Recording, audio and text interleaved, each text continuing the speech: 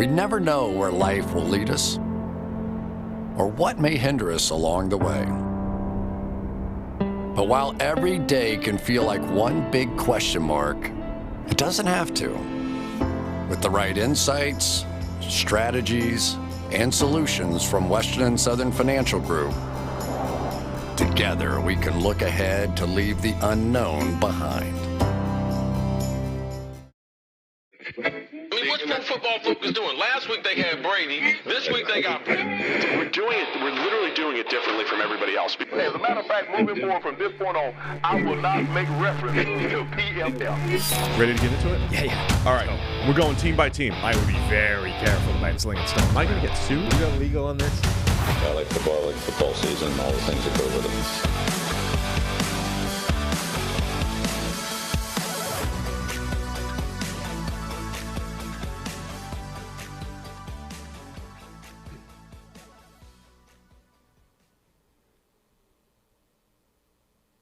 Welcome into the PFF NFL Podcast. Steve Palazzolo here with Sam Monson. I'm sorry, I'm on.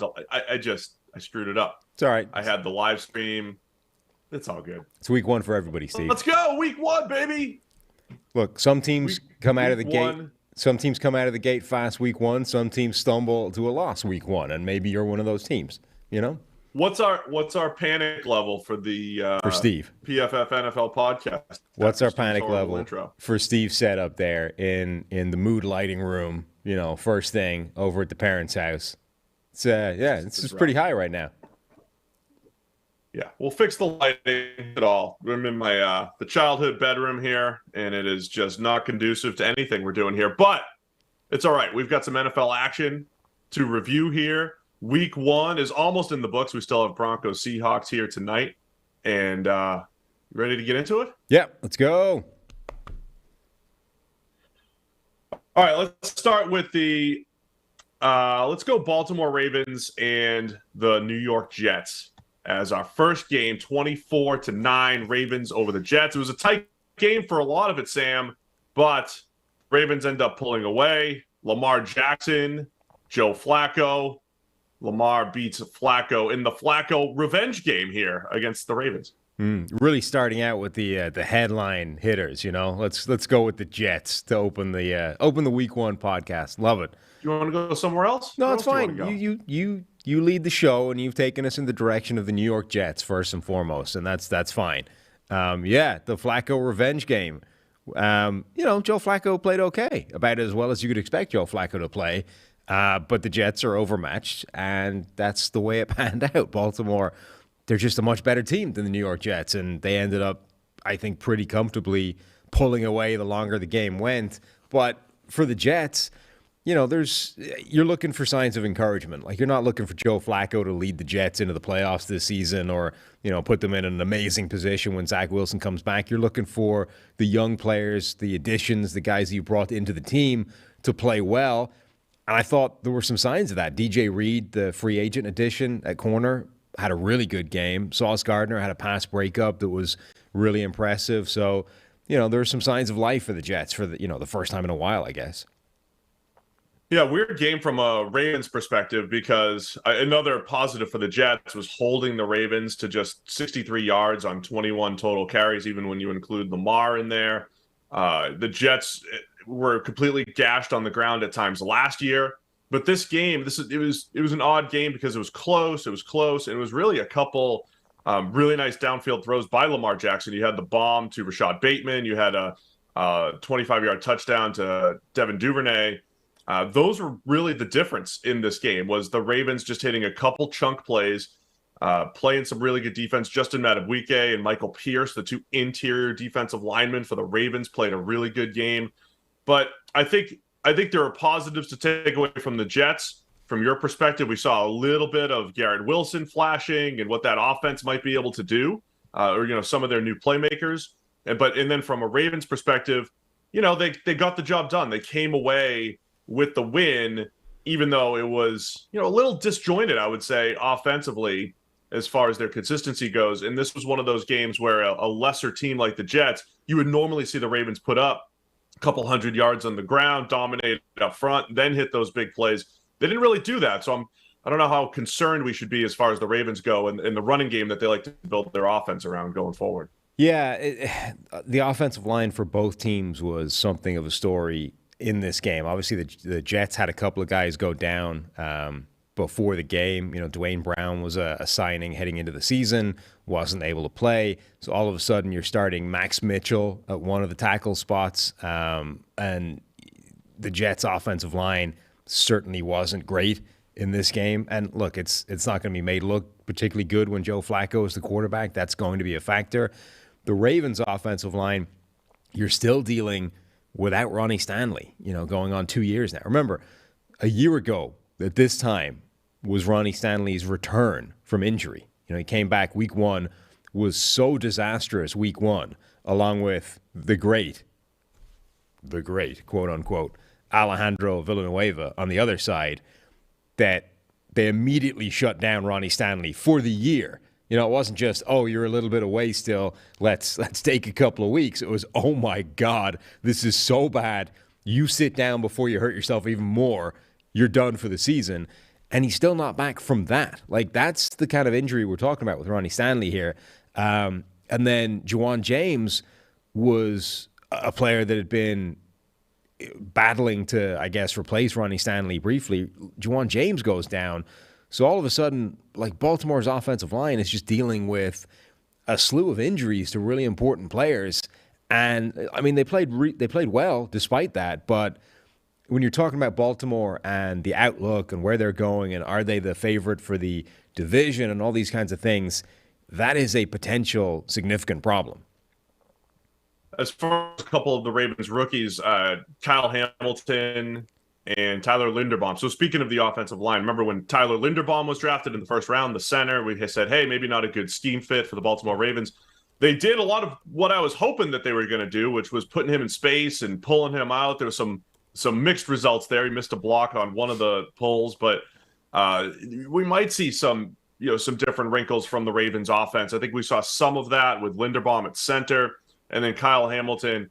Man, I don't remember him running around and flailing at tackles as often as he has in his limited time as a pro. Did that a little bit in the preseason, did that yesterday a couple times, but we saw Hamilton line up in the slot, deep safety, in the box, a little bit of what we had expected from Hamilton. But I think overall, encouraging game for the Ravens. Lamar was solid throwing the ball outside of a underthrown interception. So, yeah, I mean, that was it. Ravens took care of business here against the Jets. I worry a little bit about what Baltimore are asking of Kyle Hamilton. They're kind of throwing him into this role where it's like versatility is everything, which makes sense in terms of how Baltimore has deployed safeties for a while now across different schemes.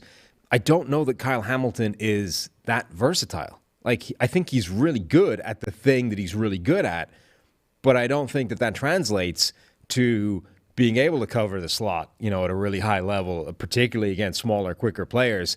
I think he is what he is, which is a good kind of split-look safety. Kyle Hamilton can be the next version of, a Harrison Smith type of player, which is you're versatile enough to play in a couple of different areas within, broadly speaking, the same defense, but you exist in a cover 2-4-6 type of shell, playing half or a quarter of the field. You don't exist covering the slot against small players or going man-on-man against guys that are legitimate receiver threats. I don't know that you necessarily exist, down in the box all the time. And between preseason and week one, like, they are moving him around a lot, and it doesn't look great. All right, so Ravens take care of business against the Jets. Let's stay in the AFC East. We've got the Miami Dolphins 20, New England Patriots 7. Not a great outing for the Patriots and for the Dolphins. Look, they showed glimpses of that offense as well, but only 13 points from that offense overall. They did have the strip sack return for a touchdown against Mac Jones. What do you think of this Dolphins 20-7 victory over the New England Patriots? What was most interesting to me is, the question going into the season is, what is this Miami offense going to look like? How does the deployment of Tyreek Hill and Jalen Waddle and all these offensive weapons within this Shanahan type of system, how does that function, and what are we going to see? And Tyreek Hill was a high-volume target. I mean, this wasn't, the occasional deep bomb, the threat of the deep threat that was affecting everything. This was Tyreek Hill coming in and essentially being what we saw from Jalen Waddle last year of you're the guy that's just going to move the chains, you're the high-volume dude. So he had 12 targets, which was more than double the number of any other Dolphins receiver. Waddle was the next guy up with 5. He had 8 catches, which was double the next most. Again, Jalen Waddle with 4, Chase Edmonds with 4 as well. So this thing is just going to work through Tyreek Hill, which I kind of come back to the concern I had initially, which is you're not getting 100% of Jalen Waddle plus Tyreek Hill put together. You're getting 100% maybe of Tyreek Hill, but now you're not getting 100% of Jalen Waddle anymore because Tyreek Hill is getting half those targets. So, I mean, it worked, right? They obviously beat the New England Patriots. The Patriots didn't really have a great answer for this. More importantly, the Patriots didn't have anything themselves on offense for the majority of the game. But I do worry a little bit that this combination is not going to be quite as potent as, people hoped it would. What? Are you serious? Yeah. I mean, look, I know they scored 13 points offensively. Right. But I think I think you're overreacting here. Jalen Waddle had the 42-yarder. That was one of Tua's best throws, and then Jalen Waddle just runs through the Patriots' defense as they're running into each other. I think you saw that potential on display. They were putting Tyreek into motion, a touch, trying to get that little CFL extra burst, snapping it while he was still on the move and keeping him moving. He ran the 20-yard deep out to create some of those chunk plays. I think bottom line for me, I don't know where the Tua people are, but I don't think Tua played a great game. I mean, he had some gross underthrows in there. He had a couple nice throws. He distributed the ball. I mean, it was a Tua type of game. Also got strip sacked in the pocket on a play that he should have felt, and he tried to throw the ball away in the fourth quarter. He tried to. I believe this was the same thing he did Week 18 last year against the Patriots in Miami. Tried to throw the ball away to the defense. It got dropped. I don't think Tua played a great overall game, and he still ends up with a passer rating over 104, 8.2 yards per attempt.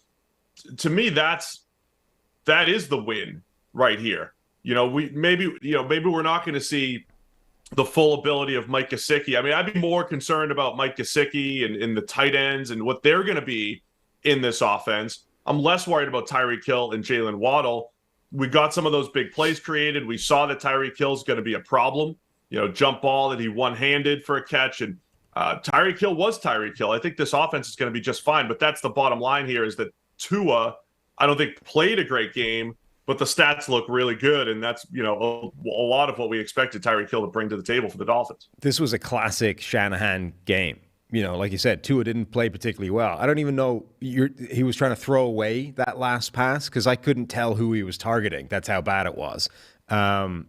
Yeah, like he didn't play well at all, and yet 8.2 yards per attempt, 104 passer rating. This is a classic Kyle Shanahan, Tin Cup, Nick Mullins, CJ Beathard type of game. Like these are the games that he's been producing out of quarterbacks that don't play particularly well for years now. So that's definitely the good sign from a Miami point of view of, you don't necessarily need Tua to play particularly well for this thing to function, for the offense to put up yards and points, and for everything to go reasonably well. The offensive line is another sort of slight silver lining for Miami.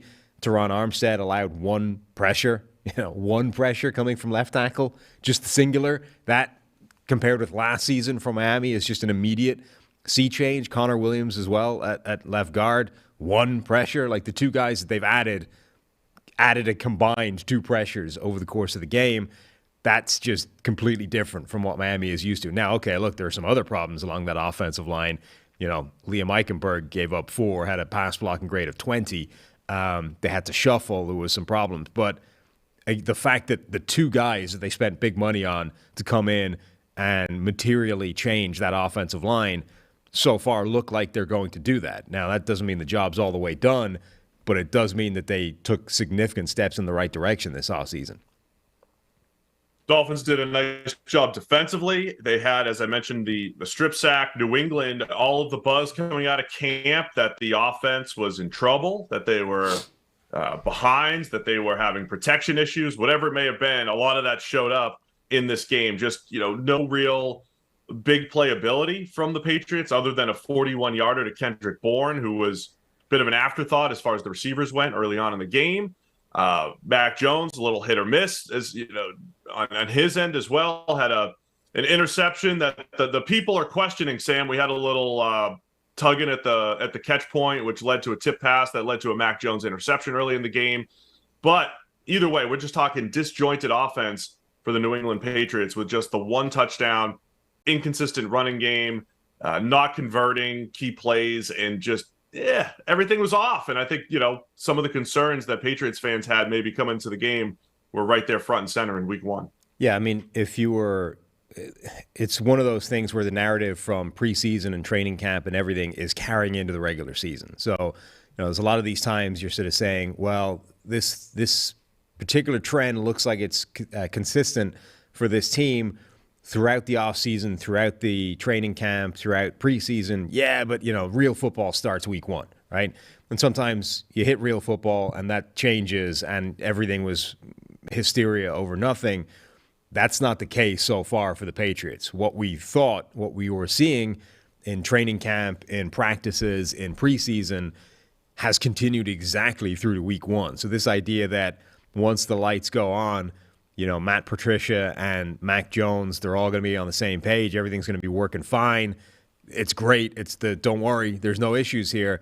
I mean, that isn't the case right now. So if you want Mac Jones to kick on and become a very good quarterback, not just a reasonable starter, I would imagine the clock is ticking for New England now in terms of what changes you're going to make, because that did not look good. That absolutely looked disjointed. Like the biggest play in there was, as you were saying, the deep 40-yarder to Bourne, where it was like a Chad Pennington just rainbow moonball down the sideline of just immediately put this thing in the air and hope it hits the intended target. Yeah, so a lot of work to do in New England here coming out of this game. Kendrick Bourne only played 2 snaps, Sam, and they asked Bill Belichick, media asked Bill Belichick after the game if it was a disciplined benching or something to that effect. He just said no. Kendrick Bourne has had an up-and-down training camp, and now all of a sudden not being one of the guys that's on the field. Devontae Parker, the guy they got to kind of be that number one, only the one catch, and you're not – one catch for 9 yards, a couple targets. Bourne was the guy that created the big play. We'll see if the Patriots put him out there a little bit more. But yeah, I think Mac Jones looked uncomfortable, and he's got a back injury coming out of this. This is one of the stories of week one. Teams like the Cowboys, teams like the Patriots now dealing with quarterback injuries. It sounds like Mac Jones isn't going to miss any time necessarily, but we're talking about a week one back injury. He got blindsided on the strip sack. He got popped a couple more times against 0 blitzes. So we'll see what happens with Mac Jones battling through a back injury here going forward. But not a lot of excitement in week one for the Patriots. I think cautious optimism with the Dolphins. That, like I said, the defense, they stepped up, played a nice game, did a nice job creating those turnovers. But we'll see if they can look. I still think Tua's got to play a little bit better if they're going to maximize what that offense is capable of. I don't necessarily agree with you that we saw it's too Tyreek Hill centered. I think I think it's just how it's going to be week to week. Somebody's going to get the target, somebody won't. But Jalen Waddle showed off his potential with that 42-yarder over the middle that he took to the house. Yeah, I also think, by the way, it's important to sort of remember the context of what they went up against. Like, this is a Patriots defense that I've been saying. So look, this might just be reinforcing my priors, but this is a Patriots defense. It could be the worst one Bill Belichick has ever had. And I don't just mean with the Patriots. I mean ever.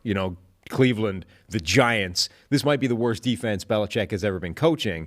So when you're sort of looking at Miami's offense and saying, how good is this thing? Okay, this was a layup. Like, this was a team you were supposed to go out there and fairly well cook. And okay. They did fine. The offense looked reasonable, looked pretty good, particularly from a schematic standpoint, from the Shanahan tree element of this. That part absolutely functioned, but this is about as easy as I think it's going to get. It's still a kind of time will tell thing for me for Miami's offense. PFF now has an app. That's right. People have been asking for this for years. The PFF app is live. Industry-leading fantasy football advice, PFF's exclusive betting dashboards, the latest premium football analysis, all in the palm of your hand. The app is free to download right through the beginning of the season here. So when you sign up, you can just leave us a 5-star review. Let us know your best week 1 overreaction. That's what we're doing. Best week 1 overreaction in the 5-star review, and we'll share the best ones on the show. Appreciate everybody, but go check out that PFF app available right now. All right, Sam, let's get to the craziness that was Pittsburgh and Cincinnati. Usually they say somebody has to win, which isn't true. We do have ties here in the NFL. Both teams deserve to tie, had to be the answer here. But with about 35 seconds left, Mitch Trubisky pulls off the same play. Remember that play in the preseason you sent me against the Jags? This is the most Mitchell Trubisky play ever. Yeah. It landed incomplete. Well, this was the heroic play that led to the Steelers' overtime victories. Trubisky scrambling around essentially just to hit a dig route, which was fantastic, and put the Steelers in position for the game-winning field goal. But everything about this game was just ludicrous. From Joe Burrow's 4 interceptions, he lost a fumble and a sack. The Steelers blocked the game-winning extra point. Then the Bengals have an opportunity to kick the game-winning field goal and just shank it because their long snapper's hurt, and the long snap was high, throwing the operation off, and the Steelers end up coming back with the win. Though they also had to get could be costly for them as well with T.J. Watt with a we believe a torn pec. We'll know more sometime today though. Yeah, this game was bizarre. I think, was it Burrow's first pass was a pick six, and then just turnovers all over the place, left, right, and center. And so there's a lot of things to come out of this game. Number one, this was the game where Minkah Fitzpatrick stands. Like, this was the game they'll point to. You know what I mean? Because Minkah Fitzpatrick played out of his mind in this game, including blocking the extra point towards the end of the game, like right at the end of the game. So Minkah was incredible. He had the pick six. He had a ton of big plays all over the place and absolutely deserved individually to be on the winning side of this game. This was a phenomenal game for him and the one that people point to if they're massive Minkah stans. And he will have a phenomenal PFF grade from this game. So my only point to that would be, okay, why doesn't this happen every game? Or why doesn't something like this happen every game? Minkah doesn't play at this level every week, but he's absolutely capable of it. But then, yeah, like, bad. I mean, I was joking on Twitter that, people say that we don't know what the human appendix does, but apparently it powered Joe Burrow to some degree because you whip the guy's appendix out and all of a sudden he can't stop throwing interceptions and turning the ball over. But then the other crazy thing about this game is I'm reasonably certain that Cincinnati screwed themselves out of the win because I think they had a touchdown and they didn't bother challenging it. They got a dime to Jamar Chase at the sideline. He caught it sort of straddling the goal line. Like one foot was to the left, one foot was to the right, the ball in his hands. That's a touchdown. And I'm pretty sure had they reviewed it, they would have seen that the ball was breaking the plane of the goal line and it would have been the go-ahead score, a win.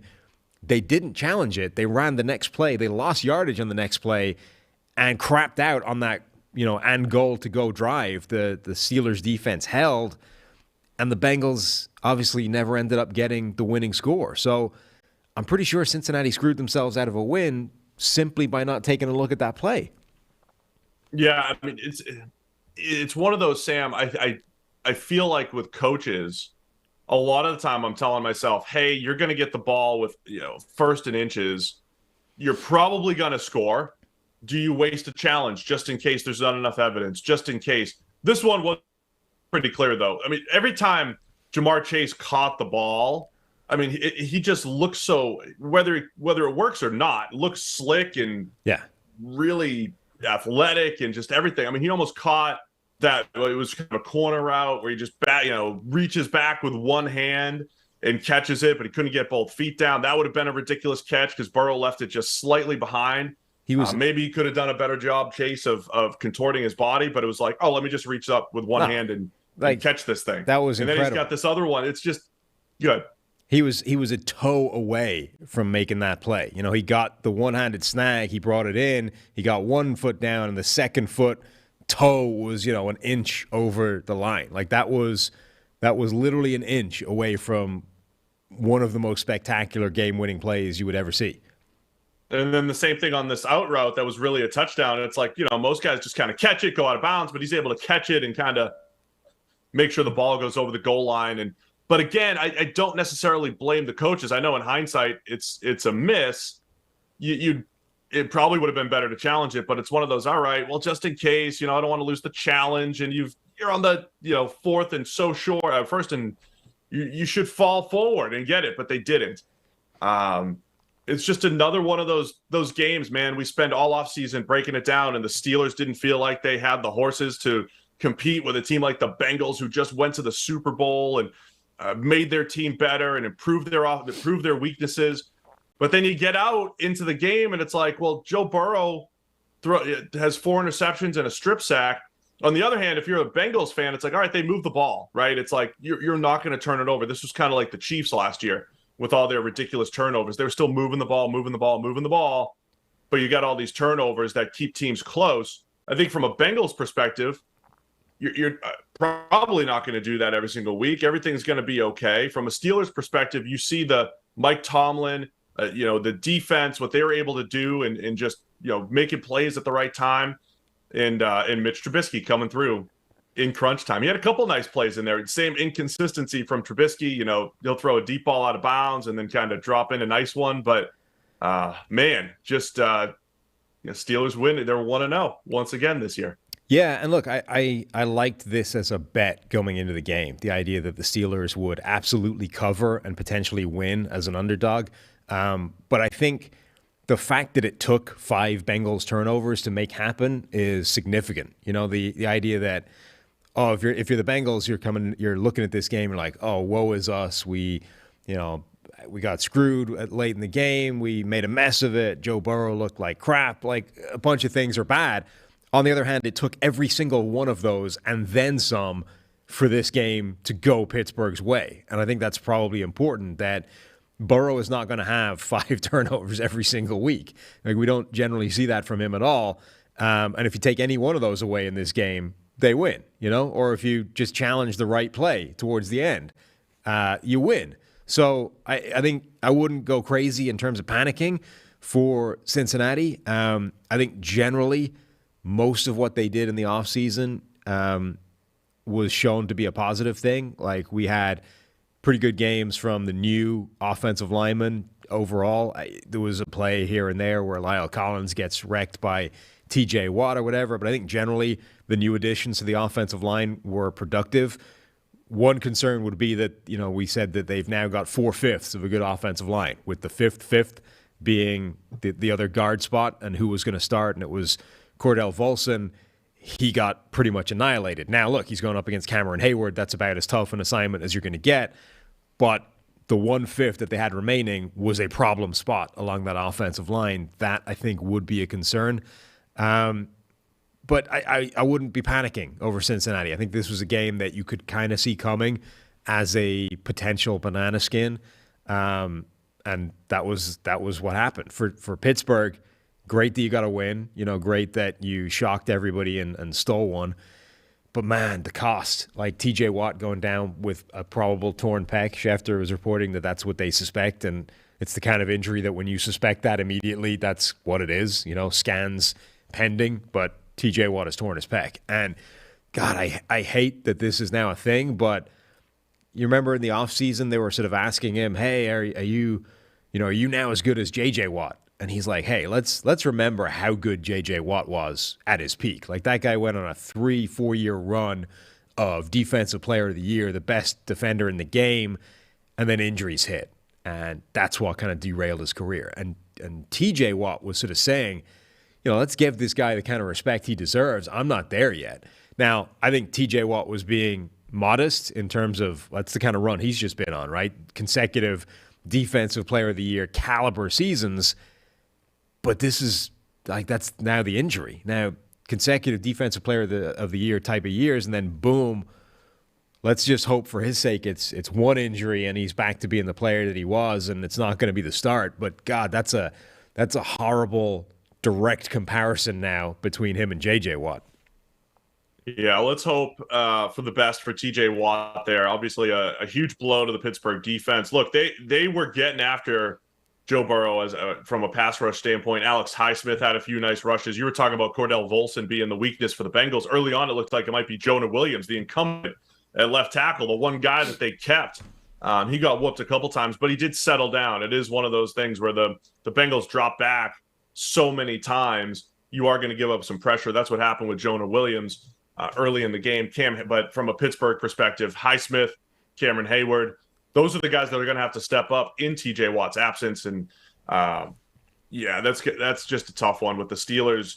The Steelers defense, man, they like to blitz and everything, but what's made them special or when they're at their best, it is when TJ Watt is winning those one-on-ones, right? Is bringing that pressure against right tackles and getting into the backfield. He'll drop into coverage a little bit. There's a lot to do. There's a lot to replace with TJ Watt and how special he's been over these last couple seasons. I mean, losing a quarterback is the most impactful injury, loss you can suffer. But this is the next biggest thing because they lost, one of the top 5 players in the game right now, a guy that's consistently, favorite for Defensive Player of the Year, a guy that not just when he's playing well, doesn't just get a ton of pressure, doesn't just make all those plays, but he's been so good at getting the most valuable plays. He gets turnovers. He gets sacks. Like, that's what he's been specializing in the last few years, which is why Steelers fans, rail against the idea that, Myles Garrett is of the same kind of caliber and all this kind of stuff. But, that's as big a loss as you can have week one outside of losing your starting quarterback for the season. So Pittsburgh, I think, have suffered, I guess, the second most significant injury, maybe the first because of the time that he's going to be out, depending on the Dak Prescott thing. But that's just an absolute body blow for the Steelers. Steelers 1-0 once again. Like I said, Mitch Trubisky, man, pulling that fifth quarter, that overtime magic is what it was. Fifth quarter. And the Bengals, man, Joe Burrow with the 4 turnover-worthy plays in there, sacked a ton. So many negative plays for the Cincinnati Bengals. Good job by the Steelers defense forcing those negative plays. But, yeah, not exactly what we expected in week one with Joe Burrow turning the ball over like crazy. And got to credit the Steelers once again. Here we are. And Mike Tomlin has his team playing hard and won it. I remember they beat the Bills week one. Yeah. Last year. This, by the way, I think was a game that backs up the idea that, hey, improving the offensive line for Cincinnati is great, but Joe Burrow is still going to get sacked a lot because Joe Burrow plays that way. And, he was sacked 7 times. We only charged the offensive line for 4 of them. 3 of those 7 sacks were not on the offensive line. That's the way Joe Burrow plays the game. And I'm not even saying it's necessarily a bad thing. It's just inherent in how he plays. So unless you're planning on surrounding him with the best offensive line in the NFL, which is, I think, an unrealistic ask, an unrealistic expectation, probably an ill-advised strategy, he's going to get sacked more than the average quarterback. If you haven't heard by now, Underdog Fantasy is the best and easiest place to play fantasy football. We've all been there in our fantasy leagues. It's Sunday morning. You're digging through the news reports, trying to figure out whether to start your stud wide receiver that tweaked his hamstring last week, or you have a player in your team who hasn't been getting into the end zone. And then one week he suddenly goes off for 30 points on your bench. With Underdog Fantasy, all the stress of who to start each week is lifted off your shoulders because it's best ball format. You still have a chance to draft your teams, get the best score each in your lineup every single week. Right now, you could draft an Underdog's Best Ball Mania 3 tournament. Could be over right now. Take your shot at $10 million in total prizes. Underdog's going to double your first deposit up to $100 when you sign up with the promo code PFF. If you play 10 of those dollars using promo code PFF, you get a free PFF subscription. Underdog drafts, well, they go right up through the season. So go check them out. See what you can do over at Underdog Fantasy right now. All right, Sam, let's go Baker Mayfield revenge game. Baker Mayfield. Did not go as planned. Well, it almost did not go as planned.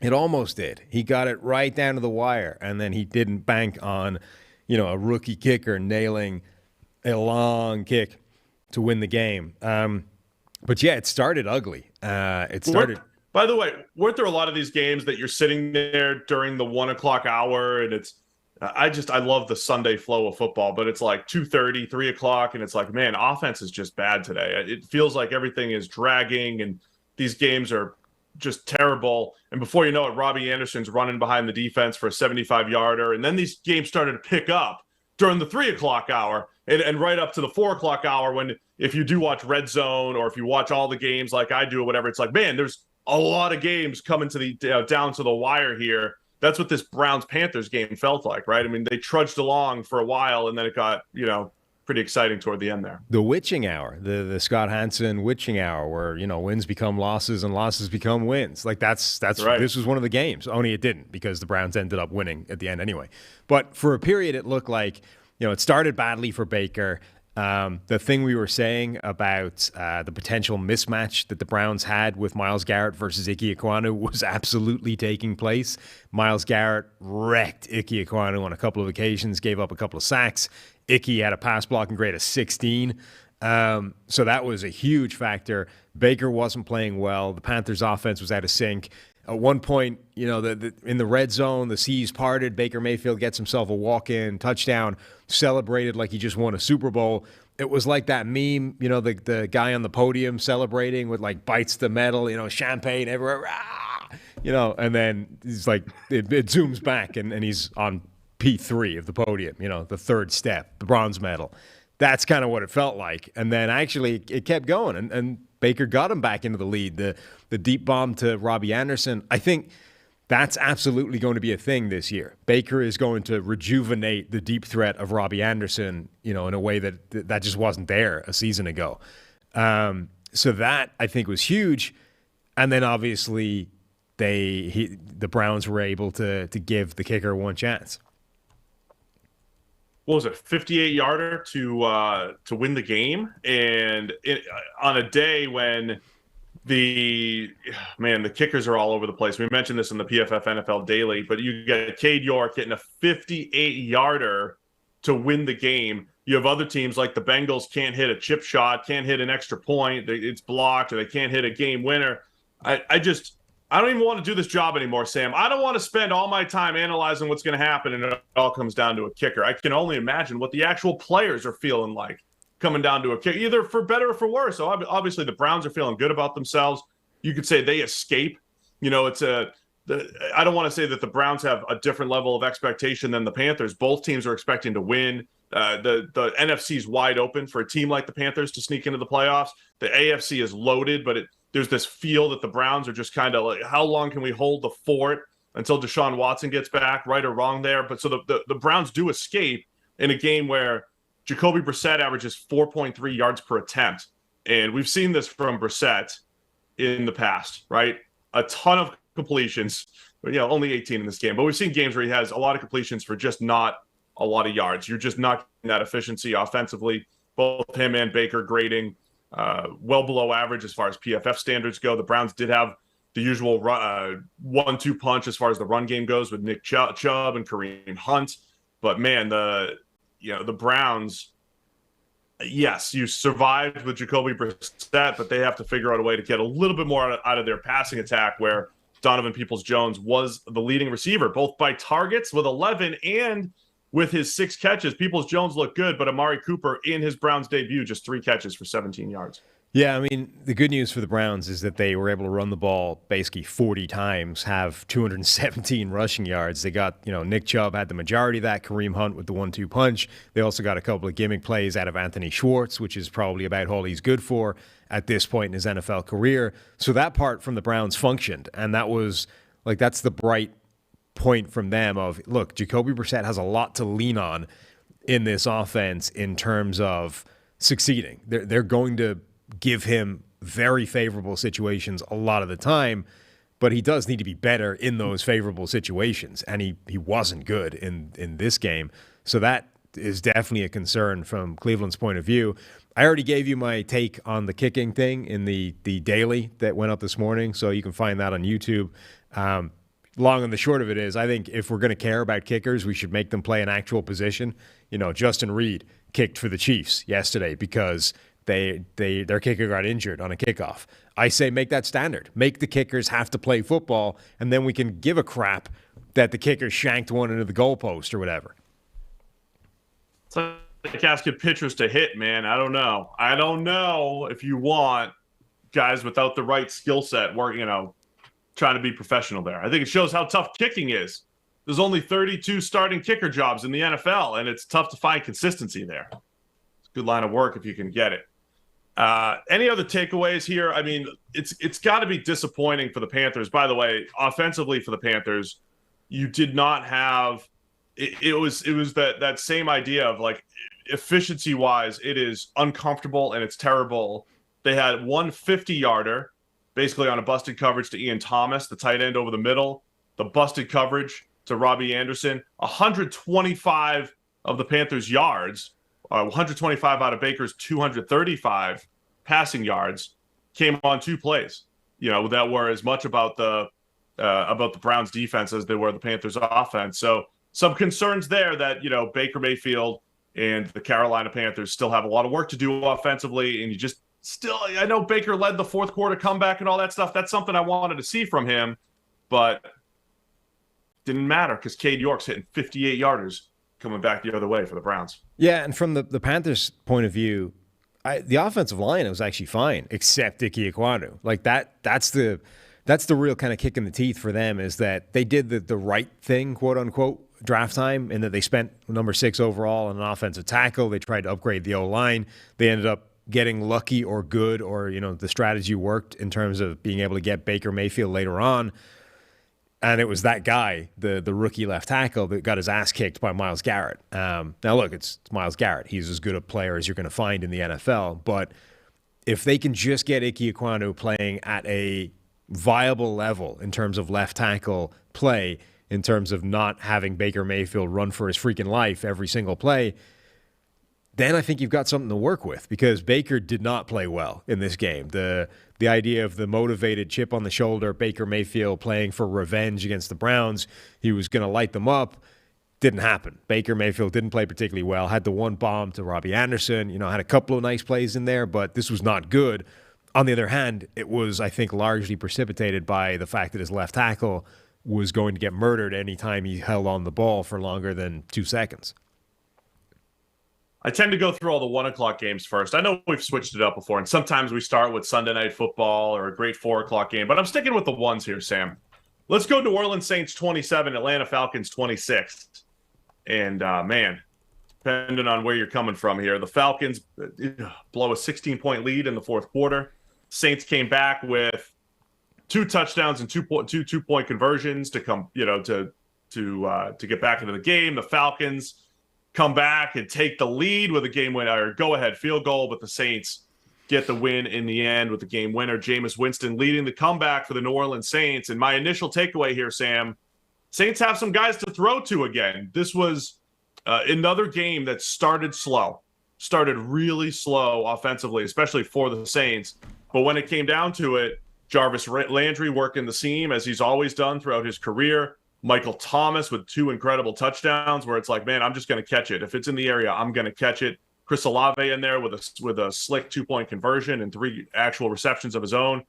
The Saints have some guys to throw to, Sam, and I think we saw that, and Jameis is going to give them opportunities to make plays. Yeah, I mean, Michael Thomas being back, huge for the Saints. Remember last year, A.J. Terrell didn't give up a touchdown, played like an all-pro, had incredible season.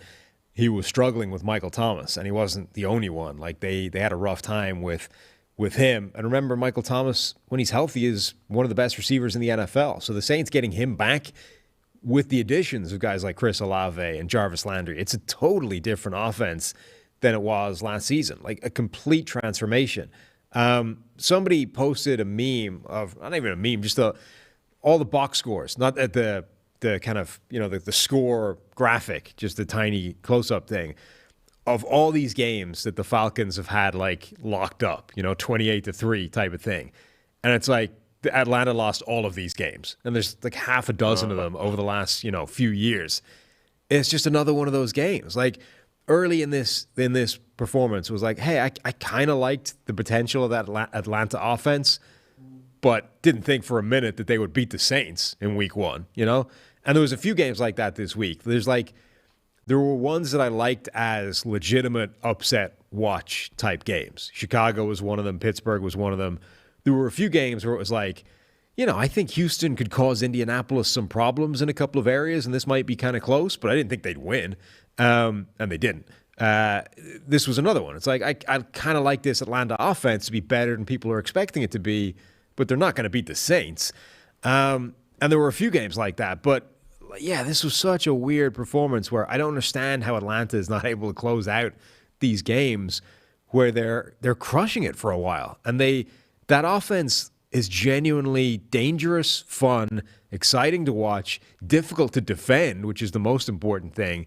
You know, maybe his first pass attempt, or certainly one of his first couple, Mariota rolls out off the back of an option, you know, with multiple options as he's on the move, and the Saints defense is kind of looking around going, oh, crap, like this is not easy.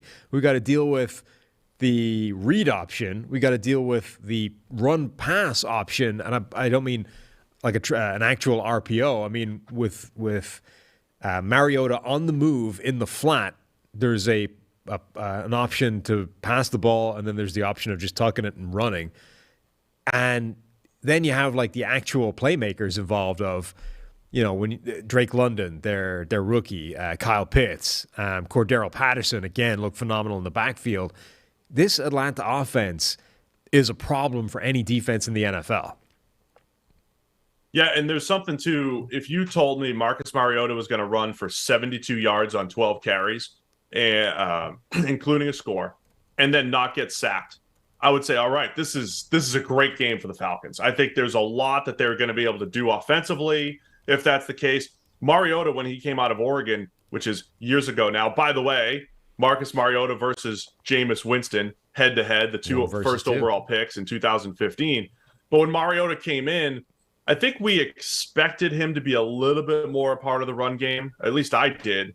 That, you know, he was an explosive playmaker at Oregon, and they didn't always tap into that, I think, in Tennessee. So if you told me, hey, the Falcons are going to start to steal some yards with Mariota under center, and when you have, I like the way you described it, when you have Mariota and Cordero Patterson in the backfield, and you've got some creativity, it really does put defenses in a bind. And you've got Drake London.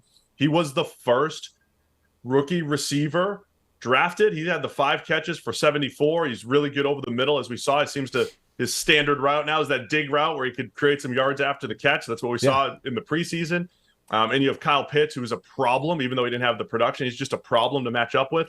There's a lot to work with there in Atlanta. And I'm thinking, hey, if that's what comes out of this game, Mariota's running the ball. He's not taking those negative plays that he's always taken when he was a member of the Tennessee Titans. That'll bode well for Atlanta. And look, the offense did a nice job. They did their job, but the defense went from they're not a talented group. They're not one of the best groups on paper. I think they were overachieving. They sacked Jameis 4 times. They've had one of the worst pass rushes in the NFL for years now in Atlanta. But I think the talent gap just caught up to the Falcons in the second half. It's crazy that the Falcons are always a part of these comebacks. There's no real trend except it happens to be the Falcons. But, you know, Dan Quinn's here for some, and, you know, Arthur Smith's here for others, or whatever it might be. Yeah. But I think in this one, it was just the talent gap between the Saints and the Falcons. It showed up late, but eventually came back to bite the Falcons here. Yeah, there's no real trend except it's always the Falcons, and it's always them losing.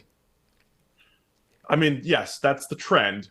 I'm saying personnel-wise. It's how does it continue with the trend? Like how do the Raiders always lead the league in penalties? Yeah. No matter who the coach is. It's just institutional. Like Bill Belichick would go to the Raiders and they'd lead the league in penalties. It's just part of their DNA out there. Yeah, I mean, institutional choking is an unfortunate thing to carry with you as a franchise, but that appears to be what the Falcons have done. So, look, I think from a Saints perspective here, Taysom Hill broke away for the 57-yarder early in the game.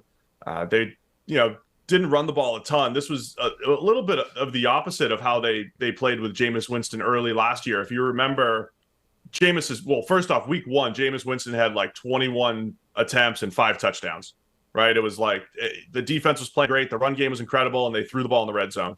And they had other games where Jameis threw the ball 20 times, 22 times. And it was this very game managery type of deal for the Saints, letting the run game do the work.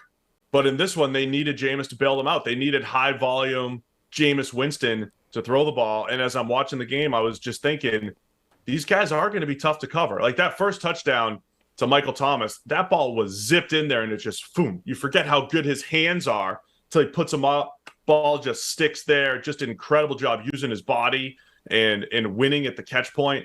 This is going to be a tough team to cover. Again, as long as Jameis Winston isn't turning the ball over. He had one turnover-worthy play, but no interceptions. And I think the Saints offense, like I said, the talent gap in their favor, and it showed up in the fourth quarter. Yeah, I just think it's such an important thing that you're getting Michael Thomas back now. And by the way, now that we're no longer, even entertaining the idea that Taysom Hill is a quarterback, it's back to just Taysom Hill's fun. Like, I like watching Taysom Hill play. I love the idea that there's this, like, crazy lunatic tight end / H-back / gimmick wildcat quarterback thing that just goes out and makes plays and can be on special teams. And, like, the league is better for Taysom Hill in it. It just gets silly when we pretend that he's Steve Young 2.0. You know what I mean? Like, now that that's gone and that guy is doing whatever he's doing, like interviews and TV spots and stuff, and just chilling, waiting for like a head coaching gig to come up. Now that we're past that, we can get back to just being on board the Taysom Hill bandwagon because it's a fun thing. As I was watching the games yesterday, and I've been thinking about this recently, is the impact of depth. I mean, we get into the season every year and we're like, hey, depth is so important, right? Having backups or having versatility. And I do think maybe that's next offseason, Sam. We'll focus on that in our team building effort. How good is this team's second string at various positions? How well can they handle injuries? The versatility of players who could do multiple things, like I get it. I buy into it. I understand how coaches appreciate it, how they covet that. I understand how front offices should covet that. So in Taysom Hill's case, the idea that he's playing special teams, it could play tight end, and could be a backup quarterback all at the same time. Like I think there's a ton of value in positional flexibility.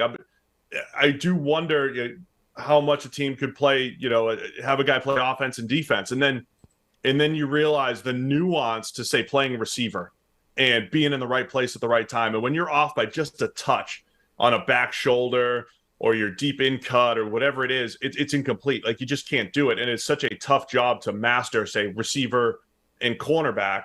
But I think to your point, when you're not trying to make Taysom Hill into Steve Young and trying to convince the world that he's Steve Young, there is some value there. There is some value when you're not maybe taking Drew Brees off the field and replacing him with Taysom Young just to, run a running play, but putting the defense in a bind, having that versatility and having that roster versatility, I think, is pretty valuable for the Saints. Yep, absolutely. All right, let's move on. San Francisco 49ers at the Chicago Bears. The Bears win 19-10. Now, this is another one. You said, hey, the weather, they'll keep it close. I think you nailed this pick here, Sam. But I'm surprised. The Bears pulled away. Another game that was ugly, especially at the beginning. The Bears' offense was really ugly at the beginning. They actually got better as the game went on and as the rain came. But it was monsoonish at times in Chicago in this one. So is this a throw the game out type of deal for you? Yeah, I know how much you love that, but it really is. Anytime this falls into the category of severe weather game of whatever description, and those just don't mean anything. Now, it means before the game, when you're looking at the pregame reports and there's like a reporter standing there like under a giant umbrella in a monsoon, and the field already looks like a disaster before anybody's taken or stepped foot on it, you can immediately look at that and go, oh, like anything you thought going into this game, forget it. Like this is no, like all bets are off. This is just chaos. But it does mean that it becomes like a coin flip of just whoever's going to like master the conditions better. It's an equalizer. It levels the field and it becomes just almost a random sequence of events. And you can see that by You just look at the turnovers and the turnover-worthy plays. Like, the quarterbacks combined for 5 turnover-worthy plays. The 49ers had 2 fumbles. The Bears didn't have any. Like, these are the kinds of things that determine where the game is going to go. And then Chicago was the team that started to get itself together better than the 49ers did. And right at the kind of critical bad moment, Trey Lance throws a pretty horrible interception to Eddie Jackson, and that's where the game started to really go away from them. But, yeah, I think it made sense that Chicago might show up in this game and be a little bit more feisty than people were expecting them to be. On the other hand, a lot of the bad things that you thought about Chicago showed up, and it was really a case of the 49ers just did worse in the conditions than the Bears did. I think the biggest surprise for me is just from a grading standpoint, the Bears' offensive line looked pretty good. And look, the rookie left tackle Braxton Jones did get beat a couple times, but it's one of those, the 2 times he got beat, they did become sacks. Only gave up 3 pressures on 24 pass blocking attempts. I know the Bears did some things to protect the line a little bit, but they didn't get whooped as much as I expected. How much was that the weather as well? When you have your get off and the defensive line, it's not the same. But if you do want to pull some positives out of this whole thing, the Bears overall pass protected pretty well outside of early on. And maybe this just makes sense weather-wise. Early on, it did look rough. It was like, man, Fields is under pressure early and often and could barely get the ball out. And, maybe the weather equalized that just a little bit, but that was somewhat encouraging. So I know your whole point on the weather stuff, I think from a player evaluation standpoint, or what is a team?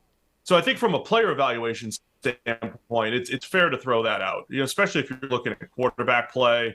It is a massive difference throwing the ball in a dome, indoors, in controlled conditions versus throwing the ball outside in general, but particularly outside in a monsoon. So you definitely should throw those out the window if you can, as far as player evaluation. But from a team standpoint, you got to play the games in front of you. And it's still overall a disappointing effort from the 49ers that they couldn't put more points on the board, right? Statistically, they had the rushing yards. They were inconsistent from a pass game standpoint, but they still rushed for 176 yards. And Trey Lance was the leading rusher, and Debo got into the end zone, and they're still using him all over the place. I know Elijah Mitchell got hurt, but the Niners still, if you're going to be a championship-level team, should be winning this game. They should be coming out winning this game. And I just want to apologize to Bears fans. I said you had the worst roster in the NFL, and here I am. I'm overreacting to week 1. You don't have the worst roster because the Chicago Bears are on pace to go to the playoffs and host a playoff game. And I shouldn't have said that the Bears have the worst roster in the NFL because they're undefeated. I love the people that tweet immediately following or even during games week 1 of, demanding apologies, essentially, looking for gotchas, looking for, I told you so. It's like, it's week 1, and even the games that mean something don't really mean anything, Like, look last year, just reverse engineer week 1 from a year ago, right? Go and look at the things that you could have potentially tried to yell gotcha at people for, and then figure out how many of them meant anything later in the year. Like, Pittsburgh beating Buffalo being a perfect example, right? If you're coming out of that game, you're like, sorry, we got it wrong. The Steelers are all pro. They're going to the Super Bowl. Buffalo stink. It's like, yeah, look, it's week 1. And in particular, a game like this, right? Yeah, look, Chicago, I think said that Chicago has the second worst or one of the worst rosters in the NFL. I think I had the Seahawks worse. But I don't think the Bears are going to be good. I also said that Justin Fields could potentially individually drag the Bears to more wins than the team deserves. But then heading into this game, I said the Bears were a great underdog bet and could even spring an upset outright. And I tweeted before the game that only goes in my direction with the weather. Hammer the Bears. That's the bet to make.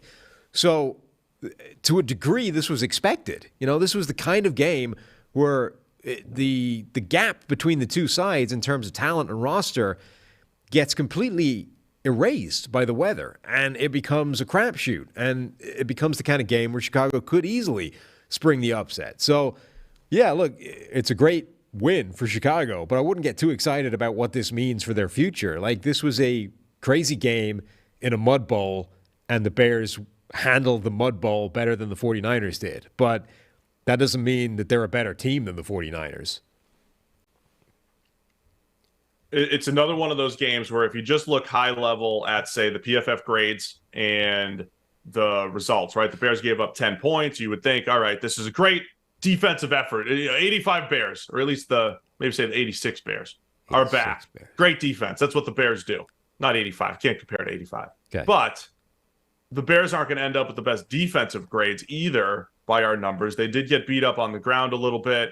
And even from a coverage standpoint, how much of these plays are Trey Lance and just missing throws? He had some open receivers that he was missing, and that's not defense necessarily, unless he's under pressure. But that's not the defense. That is – so to me, this was more about the 49ers and the weather, being the missing plays, leaving plays on the table than the Bears playing great defense. So that's also part of the let's not overreact here as far as week one goes and what these teams actually are. Yeah, and I don't think it was even all Trey Lance. Obviously there was a couple of bad decisions in there, but unless you kind of want to argue that simply, not playing the conditions well in terms of understanding the throws that you can and can't make in those kinds of conditions is a quarterback failing, then fair enough. But like Lance threw a couple of passes that just came out of his hands badly. They were gone. It was slipped out. The ball was coming out bad before he even completed his throwing motion.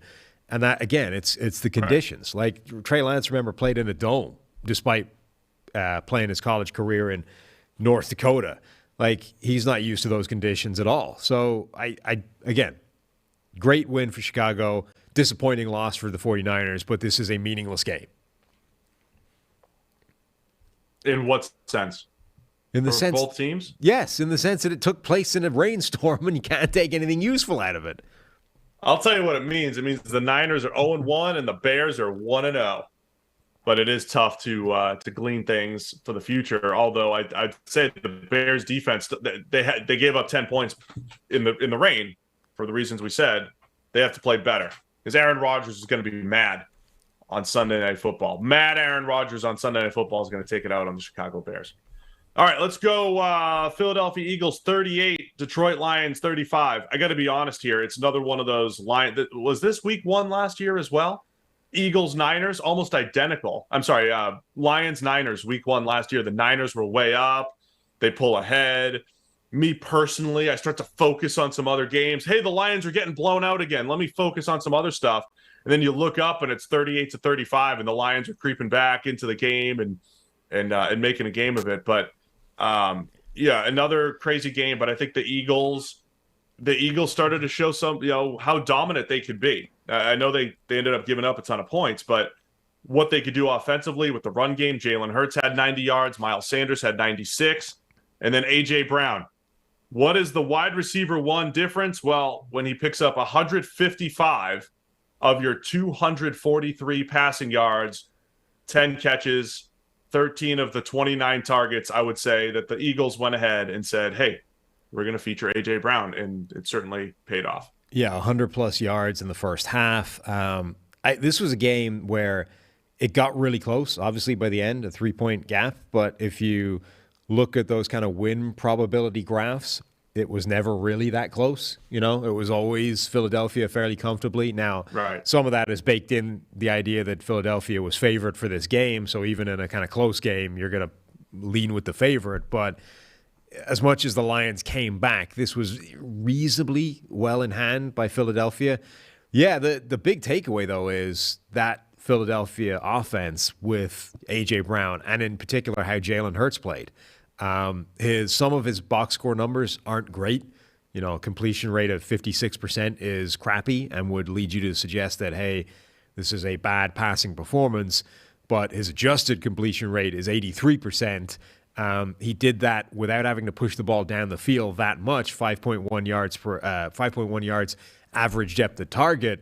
So this was a good, efficient display of passing from Jalen Hurts with the addition of A.J. Brown into the lineup, in addition to what he brings as a rushing threat, which is obviously the same as a year ago and those kinds of things. So Philadelphia, great offensive line, and the same is true for Detroit, actually. Their offensive line was opening some major holes in this game. So great offensive line.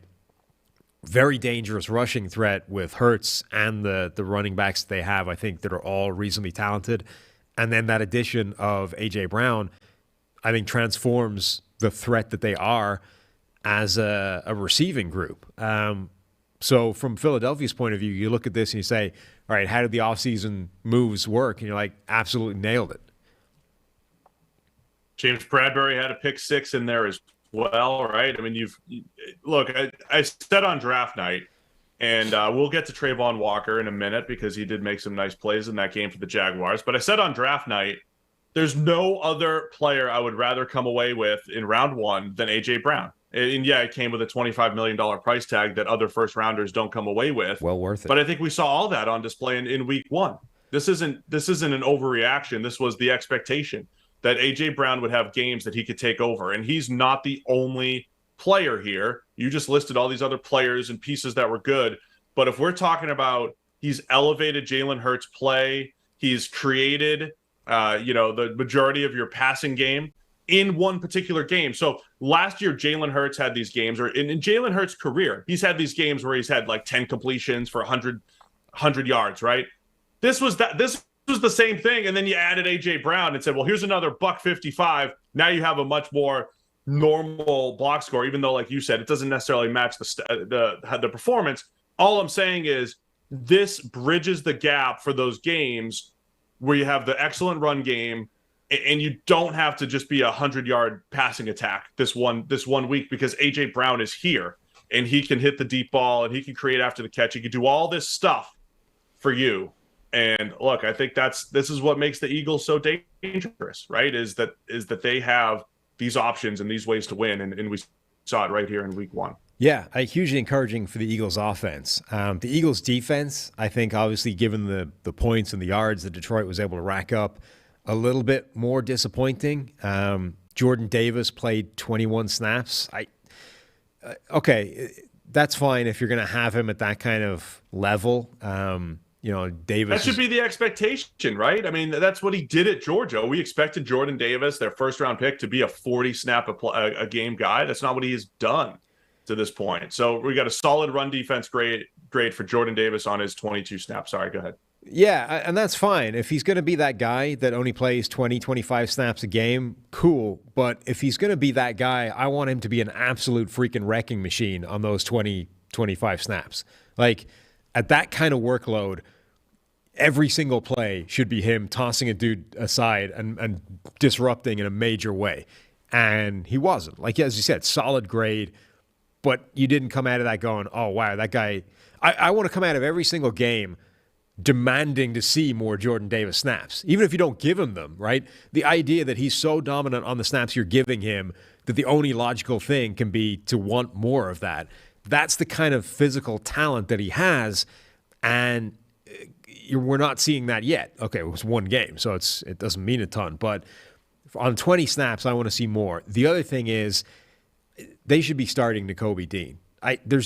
You're not going to see anything from Kaiser White, the other linebacker. TJ Edwards, I think, should be starting. I think he's their best linebacker at present. But Kaiser White is not going to show you anything that says we should keep Nakobe Dean off the field for this guy. If you're confident that Dean knows the defense, and from everything we've seen in preseason and training camp, he does, he's going to be your best bet to make plays up or alongside TJ Edwards behind that defensive line. Put him out there. Like, there's no reason not to have this guy in the field. I mean, I like Kaiser White, so I'm not the person to talk to there, but I get it. Nakobe Dean's got a chance to be special and a steal as far as the draft goes. On the other side, Aiden Hutchinson, in his debut, 45 pass rushing grade, 37 rushes, only got to the quarterback 3 times. One of them was unblocked. So not a great start from Aiden Hutchinson, but again, you're going against 2 of the best tackles in the NFL. You're going against one of the best offensive lines, and it was a classic Eagles offensive line. They have maintained this ability.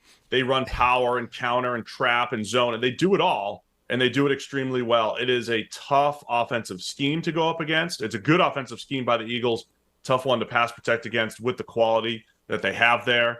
But Aiden Hutchinson, not the best debut as far as rushing the passer goes. There was a key play where Miles Sanders, I think, was able to bounce it outside and get a good gain when he ran into what should have been a brick wall. And somehow 3 Lions defenders conspired to take each other out of the play. Like, I don't think I've ever seen anything like this. Aiden Hutchinson was one of them. And then a linebacker, I think, was collapsing down as well. And they ran into Alim McNeil, I think, on the inside. It's incredible. Like, you're sort of watching this play over and over again, trying to work out how all 3 of these guys ended up not getting anywhere near the running back instead of taking each other out. And like Hutchinson gets blocked out of it by the linebacker. I think it was Derek Barnes. And then Derek Barnes and Hutchinson kind of get boxed out by Alim McNeil's ass along the defensive line. And somehow all 3 of these guys just get like trapped on the other side of the Eagles, on the Eagles' offensive line. And the other side of the defense, somebody blows contain, and Sanders is able to just scoot out that side and get yardage. I just, as much as you can do wonders for changing the culture and improving, the roster and upping the talent level across the board, but somehow you still can't quite get plays like that out of the system, For the other part, from a Lions perspective, Jared Goff, another one of those games. I'll repeat it for the millionth time. You're halfway through. It's like, man, he had like 6 yards. He wasn't doing anything.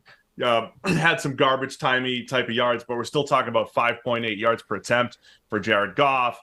The Lions have to figure out a way. I know Jameson Williams is coming off the injury and he's not out there yet. Yeah.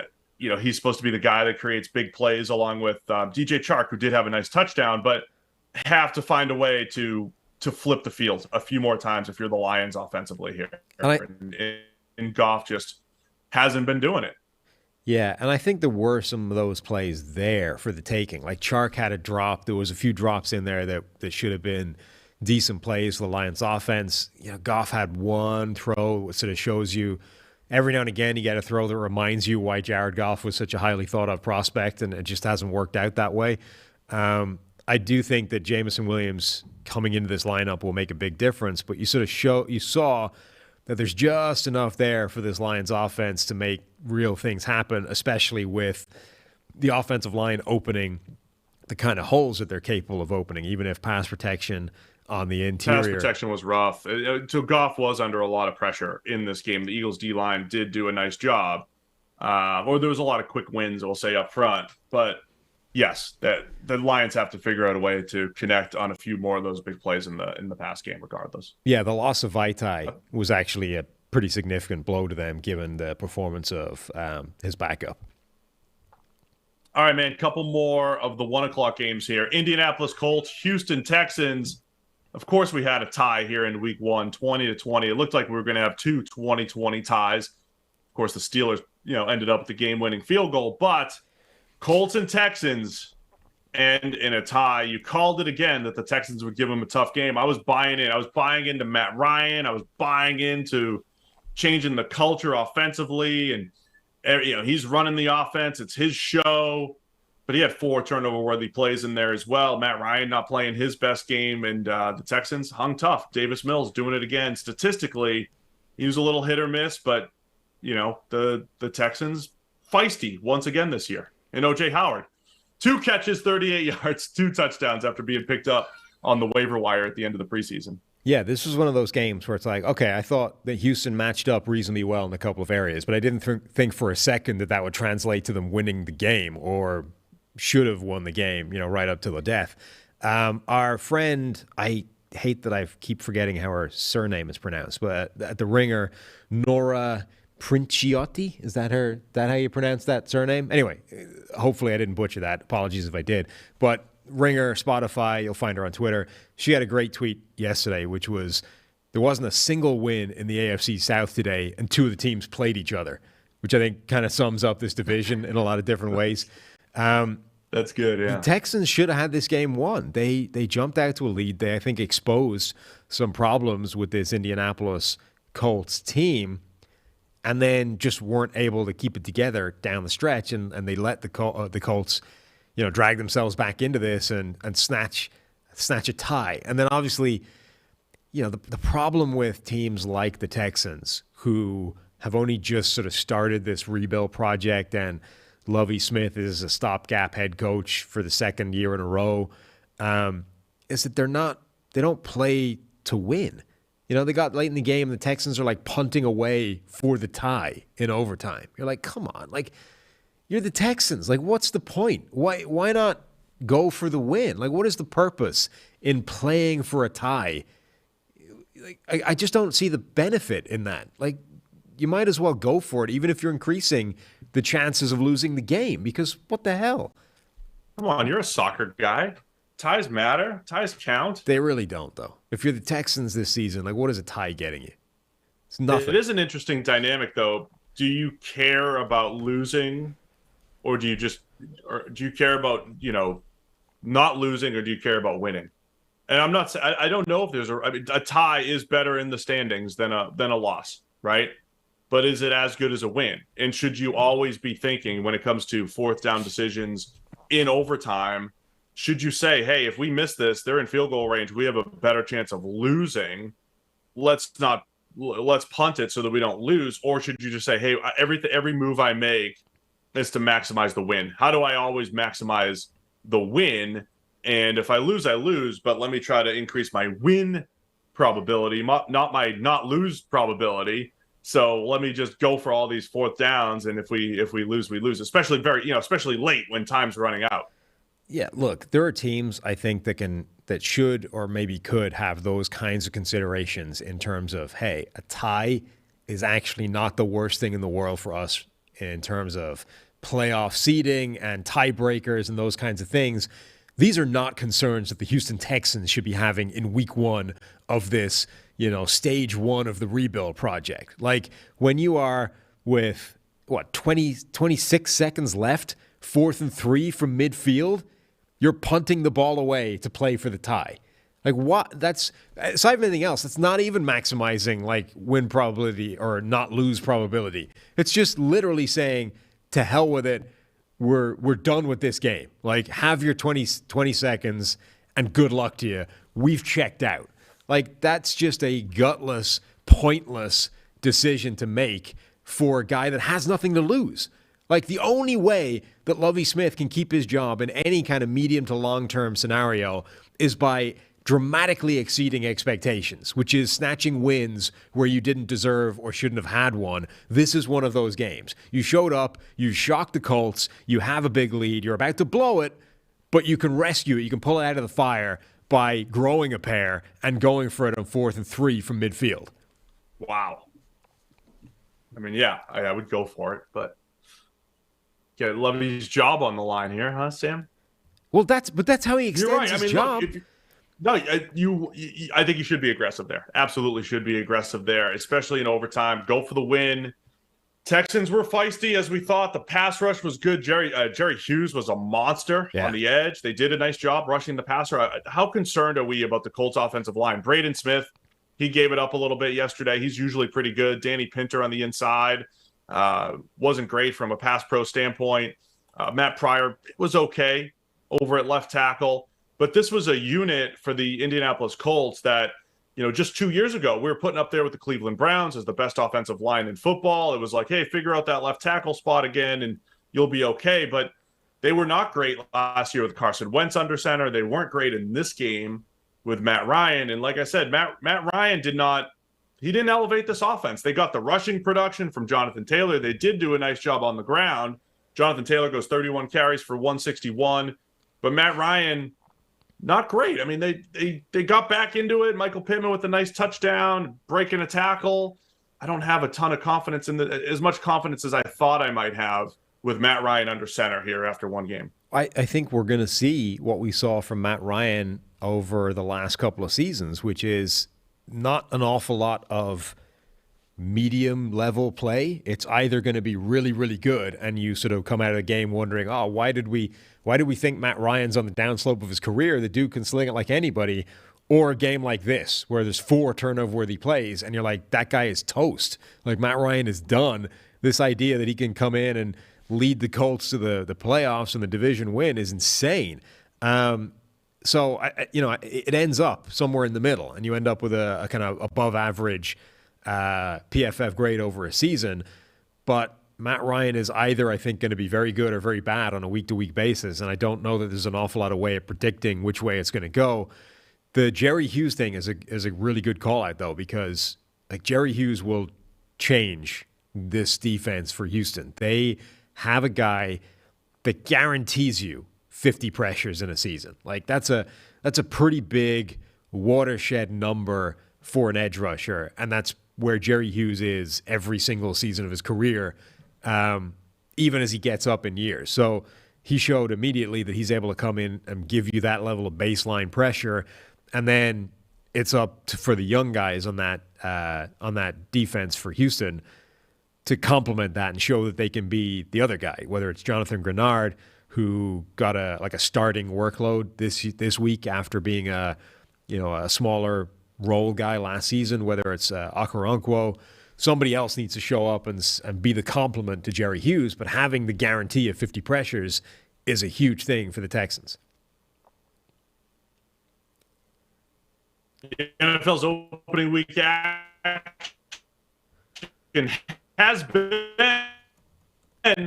action-packed, and it's just getting started. Get ready for week 2 of touchdowns, big plays, and DraftKings Sportsbook, an official betting partner of this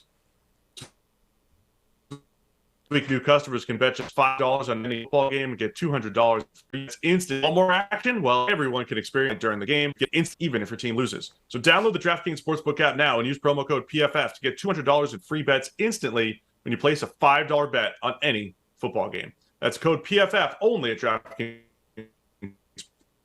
Sportsbook, an official sports betting partner of the NFL.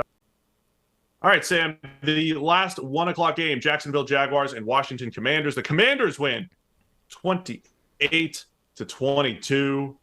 Jaguars, is this the same old Jaguars on one side, and on the other side, Carson Wentz, 4 touchdowns, including just a beauty of a bomb down the stretch there to Terry McLaurin. Couple nice throws to Jahan Dotson. Really nice work at the catch point by the rookie receiver, Jahan Dotson, for 2 touchdowns there. But man, this felt like it was a 9-point collapse here for the Jacksonville Jaguars. Same old Jags on the other end there. Well, this is the apology game, right? Did we get it wrong on Trayvon Walker and, well, at least personally, Jahan Dotson? And look, I don't know that you can ever apologize after week 1, but this is as close as you're going to get. I think Trayvon Walker made a couple of really nice plays. Now, look, he played 58 plays in the game, so you would expect him to have a couple of nice plays in there at some point.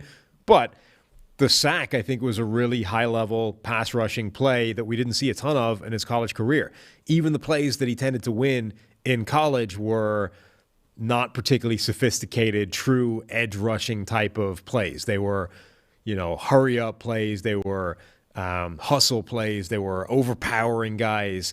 But this was a legit sort of pure edge rushing sack against a decent enough player at right tackle. That was really impressive. People wanted to crap on Carson Wentz for, randomly throwing the ball to the defensive lineman on a screen. But I actually think it was a way better play from Trayvon Walker than it was a bad play from Carson Wentz. Like, he read where that was going and made an athletic play to get in between it and pick it off with really nice hands. Trayvon Walker, I think, had a really good game there. Now, look, again, like 58 plays, you're going to expect some degree of that. And look, it was his only pressure, right? The sack was really nice, but it was his only pressure across, 32 pass rushing plays. So, let's tap the brakes a little bit, but those were 2 really nice plays from Trayvon Walker. Walker had one other win in there, pass rush win rate of 5%. So listen, I'm with you. The freak athleticism, especially on that interception, that was fantastic. I thought Walker, my pushback on Walker was going number 1 overall. That was my only pushback. I thought Walker could play linebacker if you really wanted, with this incredible length and movement skills, could play linebacker. And I thought the interception read, the play that he made on Carson Wentz was just, linebacker type of instincts and skills, even though it wasn't in a linebacker position necessarily, right? I mean, it was an awesome play. It was a game-changing play. but you're still only winning, 2 of 38 pass rushes when you include the negated plays. That's not great. It had the 1 sack, but that's the one thing is, if he does this 17 times, he's going to have a bad pass rush win rate, but 17 sacks. That's actually not a great season. So I'm with you as far as what Walker flashes, though, and you see the incredible ability that he brings to the table. And my model liked Jahan Dotson, so I'm not going to apologize, but I'll let you apologize to Jahan Dotson now. Yeah, well, again, I'm not quite ready to do that. Despite the 2 touchdowns, and as you say, that's on pace for a lot of touchdowns over the course of the season. I'll let you work out the math on that one, but I didn't like as a prospect Jahan Dotson's sort of inability to separate one-on-one in particular. Like, if he's not getting schemed up into space, he's not really getting any kind of separation. And generally speaking, guys that can't separate but do well at the catch point get eliminated at the next level, where defenders are better and the sort of the noisy fluctuations of how you perform at the catch point come and go. So you look at the 2 touchdowns here, or even his plays, his targets, his routes run, all those kinds of things. I think a lot of them owed to some really bad Jacksonville defense, which is something that needs to be sort of discussed and talked about in general. Jacksonville's defense still looks like a mess in terms of being on the same page, in terms of just basic structure and being able to not have glaring gaps that shouldn't be there. So some of his plays were due to that. And then the kind of the game-winning touchdown, it was an out and up where he was covered pretty well. And then he just plays the ball way better than the defender at the catch point. So I'm starting to think, Dotson is incredible at the catch point, probably better than I gave him credit for in college. But I think we need to see just a little bit more to figure out if that is actually something that can function long-term in the NFL. And he's going to be one of those guys, one of those guys that will win at the catch point over and over and over again, regardless of the degree of separation he's getting, and if a big part of that is Carson Wentz being willing to give him targets like that one at the end, where you say, all right, he's not open by a ton, but screw it. Let's put the ball in the air. Let's trust my guy to go make that play. That's a big thing. So I'm definitely open to the idea that I straight up got it wrong on Jahan Dotson. There were people out there that loved him. The boss, Chris Collinsworth, loved Jahan Dotson as a receiver. The model liked him. I can't believe I went against the model. So there's a lot of people out there that were in a different place to Jahan Dotson than I was. And at least after 1 week, I am open to the idea that I screwed it up on him. But I'm not willing to declare it after 1 week. I have to say, my eye test didn't love Jahan Dotson. I thought his hands were spectacular, and the numbers said what they said. I like this. I like this Carson Wentz, though. I like this Carson Wentz. I like 3 big time throws and 2 turnover worthy plays, and giving Jahan Dotson an opportunity to make plays down the field. I like this aggressive version of Carson Wentz, and I think that can that can lead to some good things for Washington if he keeps giving Terry McLaurin and Dotson opportunities to make those plays down the field. I like aggressive Carson Wentz. Last year was conservative Carson Wentz taking care of the ball with the Colts. I don't mind him putting the ball in harm's way as long as he's chucking it down the field a little bit more. Yeah, I think the only way to maximize what you get from Carson Wentz is to lean into the volatility. Like, I think he's in that Cam Newton world of it doesn't do you any good to try and limit the mistakes. I think you just have to accept that mistakes are a part of Carson Wentz's play, but he's also capable of offsetting them with big plays. So this is like the classic Carson Wentz box score, the classic Carson Wentz sort of advanced box score if you use PFF numbers. But, 4 touchdowns, 2 interceptions that shakes out to a passer rating of 100. 3 big-time throws, 2 turnover-worthy plays that shakes out to 7.6 yards per attempt. I think that's the kind of performance you need to see from Wentz. You need to accept that, hey, we have brought in a quarterback that is going to be a roller coaster ride in any given week, right? And there's no point in saying, let's make sure every week Carson Wentz doesn't screw it up, which is what the Colts did last year. And it functioned to a degree, but you just take away the main benefit of a Carson Wentz, which is the dude has like special ability. He's a big, strong guy with an arm that can make pretty much all the throws, with some athleticism that can make plays, with some extend the play ability. You take all of that away if you say, drop back 3 steps, get rid of the ball as fast as humanly possible, and don't take any risks, you know? So I absolutely agree. I applaud the Commanders for the idea of take Carson Wentz, embrace the volatility, and just wind him up and let him go. And we'll live with that if it ends up breaking against us. For Trevor Lawrence, are we concerned yet on the other side with Lawrence, and that we haven't seen the next step in his development yet? It's week 1, but a lot of the same stuff that we saw last year, just either missing throws or working late, and just wasn't there, man. And especially when I thought he was ready to maybe break out and make some big plays down the field, just not seeing it yet from Trevor Lawrence. Yeah, that's the concern, is that if you were expecting to see something dramatically different from Trevor Lawrence this season with no Urban Meyer and with Doug Peterson there and, you know, the changes that have been made, you didn't. This could have been any game from Trevor Lawrence last season. There's just the occasional flash in there of the big-time talent, and the rest of it is not.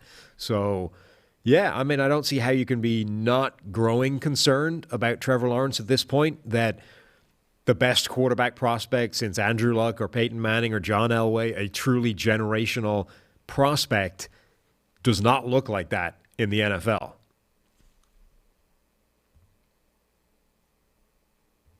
Any of the Jaguars takeaways here? I think my unfortunate feeling is, they come back and take the second half. It's like, all right, it's not the same, Jack. And then they let the Commanders right back in the game because of Carson Wentz's ability to throw the ball down the field. Felt a little bit like same old Jaguars with Travis Etienne made his debut, 47 yards on 4 carries. He could have had a wheel route for a touchdown that's missed. I think all the potential's there. Just ugly at the end there for Jaguars. Yeah, overall, I think Jacksonville looked fairly much like Jacksonville have looked for a while. If you're looking for bright spots, Christian Kirk had a good game. Christian Kirk was the featured receiver, had the most targets, had them tied for the most catches, had a ton of, or had over 100 receiving yards, had a few first downs. So Christian Kirk justified the contract in week 1, at least. That, I think, is a positive thing. But overall, yeah, this Jacksonville thing looked pretty much like Jacksonville from last year, only minus the truly toxic environment. Overall, I think, though, look, you also have to remember that Washington is not the highest benchmark in the world. Like, we don't expect the Washington Commanders to be the best team in the NFL. We probably don't expect them to be the best team in the division.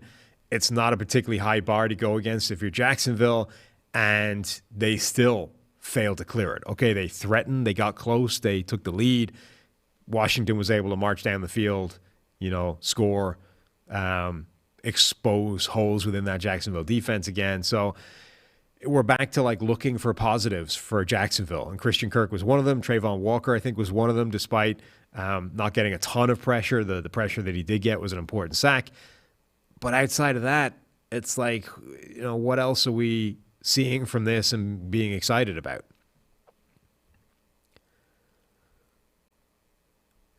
You back yet, or are you? I'm relocating, Sam. We're getting a better spot over here. Oh, good, because the internet has been a disaster so far. I apologize to the listeners. It's not great. Okay, but we're resorting here. We're very professional here, and we're going to figure it out. Oh, this is smooth. I'm not ready to go full screen yet. I'll let you know when I'm back. How's this? Am I better? It sounds a lot better so far. Wherever the relocation was to, it seems like it's been successful. Maybe it's better without me having video.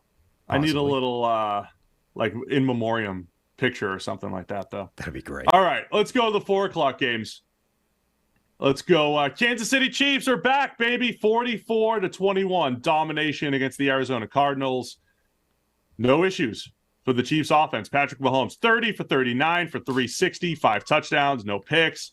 Dominant outing for the Chiefs offense, especially the passing game. And there we go. They don't need Tyreek Hill, proven right here in week 1. Yeah, 500 yards of offense. Patrick Mahomes looking like the best quarterback in the NFL again. The Chiefs look phenomenal. Now, look, Kansas City tends to look phenomenal week 1. I think there's a thing that Andy Reid in particular, when you give him any kind of time to prepare for a game, is incredible. The kind of the data from his career tends to back that up. Mahomes generally in September, generally in week 1, is out of his mind good. And the Cardinals were missing some pretty important players. No J.J. Watt, for example. So to an extent, I think this made sense. But yeah, you're right. The takeaway is if you were concerned that this offense was just going to collapse and, look like a mess without Tyreek Hill, didn't happen. Travis Kelce immediately just goes off for a huge day, 121 yards, a touchdown. They single cover him up with Isaiah Simmons. It's like, oh, well, that's a massive mismatch in our favor. We'll take that. Boom, touchdown. So, yeah, the Kansas City offense is going to be one of the league's best again. And this is why, as much as everyone wants to talk about the Chargers, and we'll get to them, and focus on the Broncos because of Russell Wilson, the Chiefs are still the team to beat in that division and still one of the favorites for the Super Bowl. Look at that. I'm back. Is this better? In the basement. Now we're talking. From my bedroom to the basement. Can't promise nobody's going to break in over here, but we're working through it. Look, I think it's still Andy Reid. It's still Patrick Mahomes. That's my initial takeaway. Juju Smith-Schuster was a part of it. Valdez-Scantling was a part of it. Sky Moore had his 30-yarder in there. So, and Travis Kelce, still Travis Kelce. We had an astute listener send me a message and say, look, maybe we've been focusing so much on wide receiver 1 that it's really about target number 1. And maybe that's the difference in this entire discussion. Travis Kelce is still there for Patrick Mahomes, whereas Ryan Tannehill lost A.J. Brown, doesn't have a replacement necessarily. Aaron Rodgers certainly doesn't have a replacement for Devontae Adams. But all along the way, Patrick Mahomes still had Travis Kelce. Look, there are games I think they're going to be missing Tyreek Hill. But for right now, knowing you've got the good play caller, knowing you have Mahomes, he looked sharp, accurate, decisive. You also had kind of the classic, the interception luck was breaking his way. Mahomes kind of threw one up into the end zone that should have been picked or easily could have been picked. Yeah. Next play, you have a wide open pass in the flat for a touchdown. The 5 touchdown box score numbers also, it's just the usual, man. He had an underhand one. He had 2 wide open in the flat. It's all great stuff. I mean, it's fine. It's all good offense. But I just think it's this offensive machine as a whole that was fantastic yesterday, and Mahomes did a very good job spreading the ball around. Only needed one big-time throw. It was fantastic throwing to Travis Kelce on the over route. But the Cardinals, man, they're blitzing like crazy. They're doing the complete opposite. Our guy Timo is saying, he posted the numbers here, basically saying teams decided they should never blitz Patrick Mahomes. They should always sit in too high and make him patient. And the Arizona Cardinals basically did the opposite of that in this game.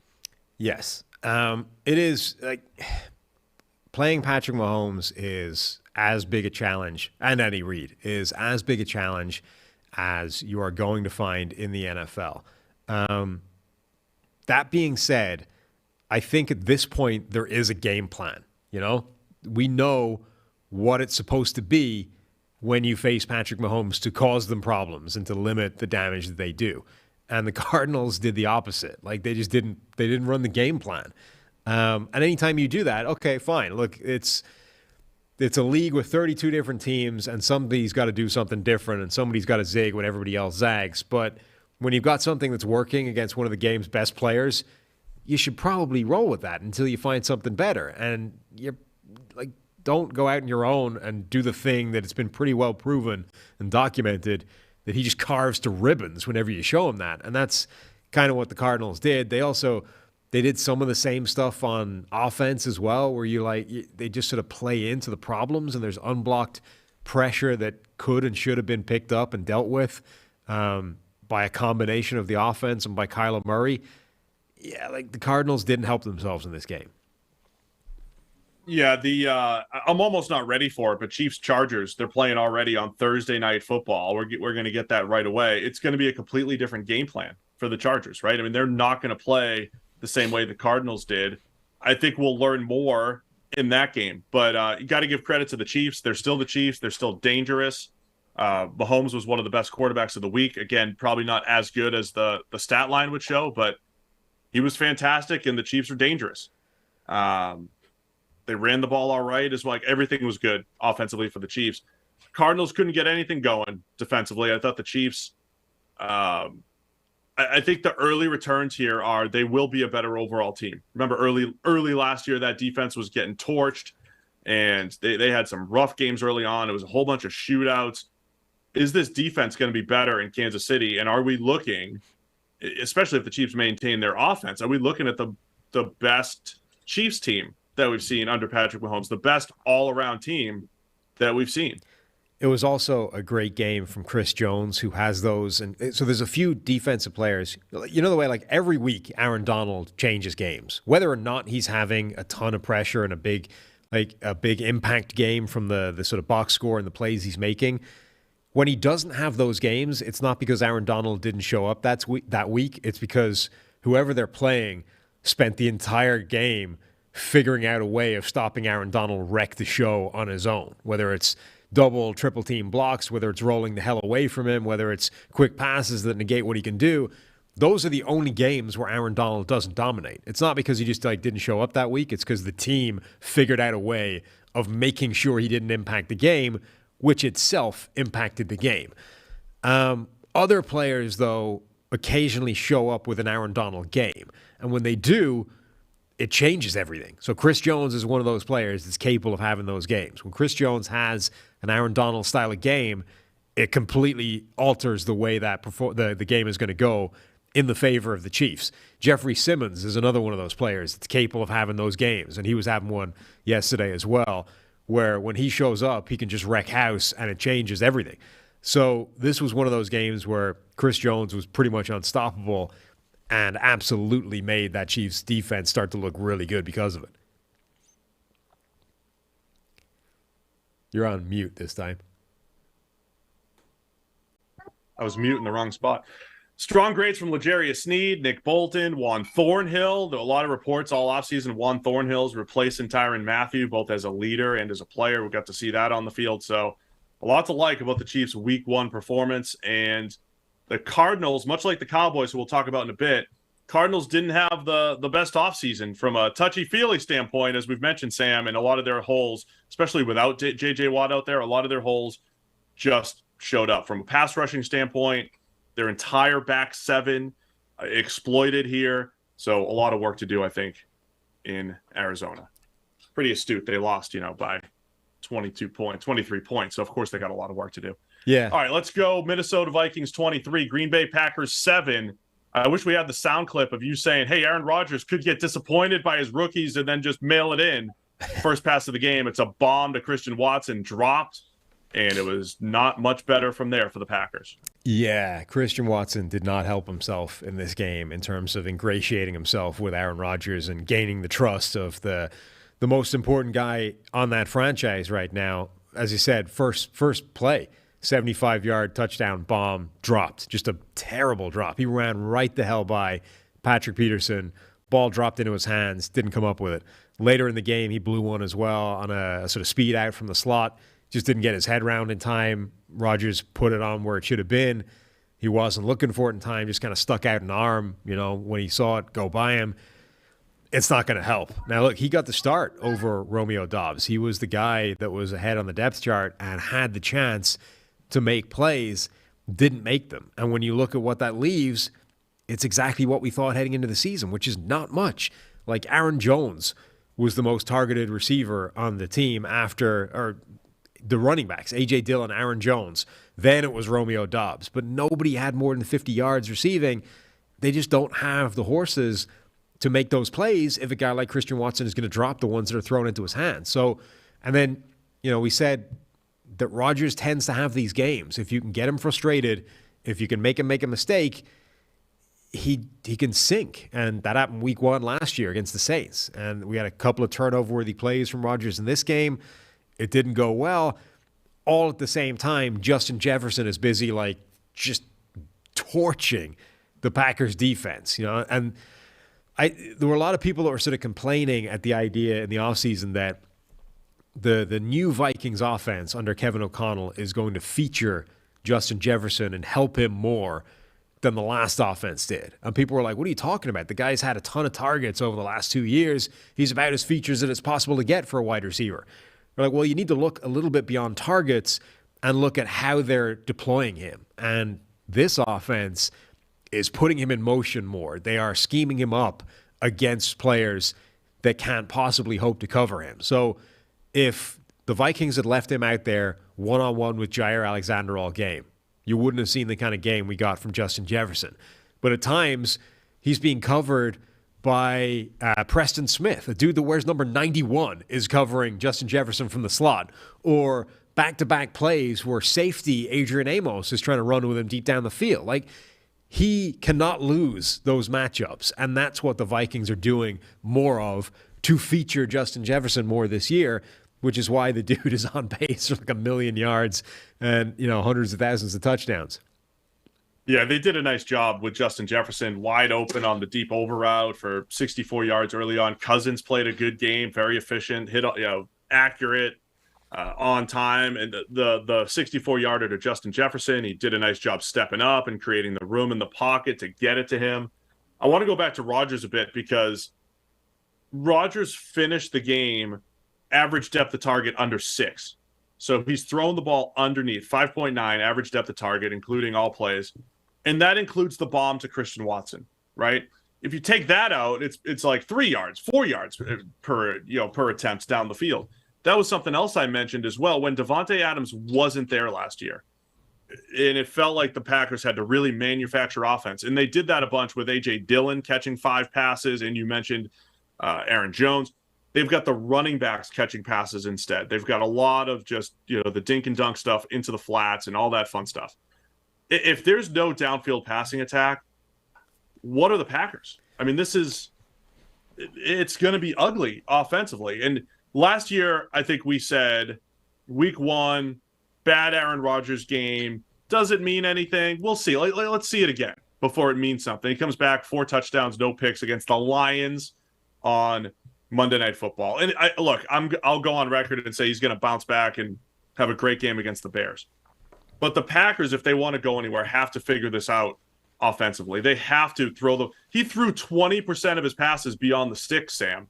And they were working from behind this entire game. This is what we're talking about historically first off, he doesn't trust the people to throw the ball to. But secondly, I know he chucked one up into coverage. This like, hey, whatever, I'll just throw it right before the half, and that got picked off. He probably has to just start doing that a little bit more often. Aaron Rodgers has to start throwing the ball down the field, even if whether he trusts these guys or not. You got to start taking some chances because this offense won't be able to move the ball with the underneath stuff the entire time. The other area of concern for Green Bay's offense, though, is the offensive line. So David Bakhtiari is still not back. No Elton Jenkins as well, right? All of a sudden, the kind of group that they've been able to just stitch it together with over the last couple of years is not playing at that kind of performance. And there's some debate as to, well, how much of that is Minnesota's pass rush? All of a sudden, Danielle Hunter's healthy, Zadarius Smith motivated to face his old team. But I think the proof is in the production lying everywhere for Minnesota. So, okay, if it had just been Danielle Hunter and Zadarius Smith wrecking the Green Bay offensive line, you'd say, look, that's a tough matchup. They got overwhelmed and they got overmatched by better players. But in addition to those two guys having multiple pressures, Dalvin Tomlinson had multiple pressures. Harrison Phillips had multiple pressures. DJ Wonnum had multiple pressures. Ross Blacklock, who was the worst graded player on the Texans in preseason when they traded for him, had multiple pressures. Patrick Jones had multiple pressures. So Green Bay's offensive line was an issue in this game, and these things are connected. The idea of terrible receivers and bad pass protection. Remember, a few years ago with the Patriots, where Tom Brady had no receivers that could get open. Nobody. It made what was a good offensive line start to look bad because Brady had nowhere to go with the ball, and he had to hold on to the ball longer. And even when pressure arrived, it looked worse because Brady still had nowhere to go with the ball when the pressure got there. So you're just making bad plays under pressure. And all of a sudden that makes the pressure look like a bigger problem than it was when pressure was arriving and you had somewhere to go with the ball and you could make a play. This is what Rodgers is dealing with right now. He's got a group of receivers that he doesn't trust. He can't get the ball in the air to anybody that he thinks is going to make a play, and the offensive line is starting to look worse because of it. Now, the offensive line probably is worse to begin with, but it's going to be made to look a lot worse by the fact that Rodgers doesn't trust any of these receivers to make plays. I mean, that was my takeaway, is that, yes, there was other plays too. He's just a straight up inviting pressure, right? I mean, the play where he got absolutely crushed, it looked like he may have gotten hurt. He's holding the ball forever. And there may not have been anywhere to go with the ball. There wasn't anywhere to go with the ball. So it is that connection, right? Rodgers got sacked 4 times. A few of them are him holding the ball or not having anywhere to go. And that's the other issue with this, right? So if you are not throwing the ball down the field because you just don't trust your receivers. I think he doesn't trust his receivers more than he doesn't trust his O-line. The O-line's not bad overall, but as you described it well, they're in a challenging spot now. And then, so you're not throwing the ball down the field and you're going to take these negative plays as well. Man, that's going to add up. That was rough by the Packers offense. And look, I think it was impressive by the Vikings defense. You did not, it's a different look from Zimmer. You've got pressure coming from different angles. It's less of just like a pure 4-man rush with, sugared A-gap blitzes like Zimmer likes to do. They're coming from all angles, and they've got a little bit of depth there so far. Minnesota's defense, they're playing hard, and I think it was a really nice start, man. A really nice start to the Kevin O'Connell Kwesi era. Yeah, in Minnesota. I'd still be a little bit concerned about their offensive line, like the areas that looked bad on paper were bad in the game. Okay, they're going up against Kenny Clark, so it's a tough assignment, but still, that's a pretty rough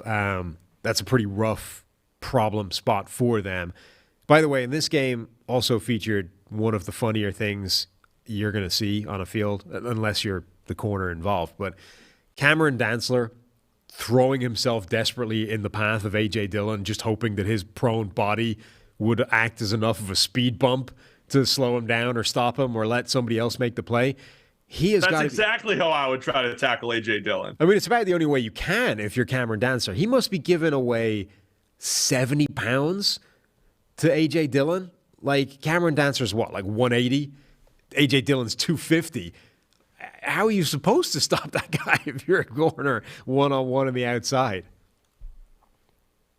Oh, man. Ugly stuff, dude. I wouldn't. I love when A.J. Dillon touches the ball. You can debate the second-round pick all you want.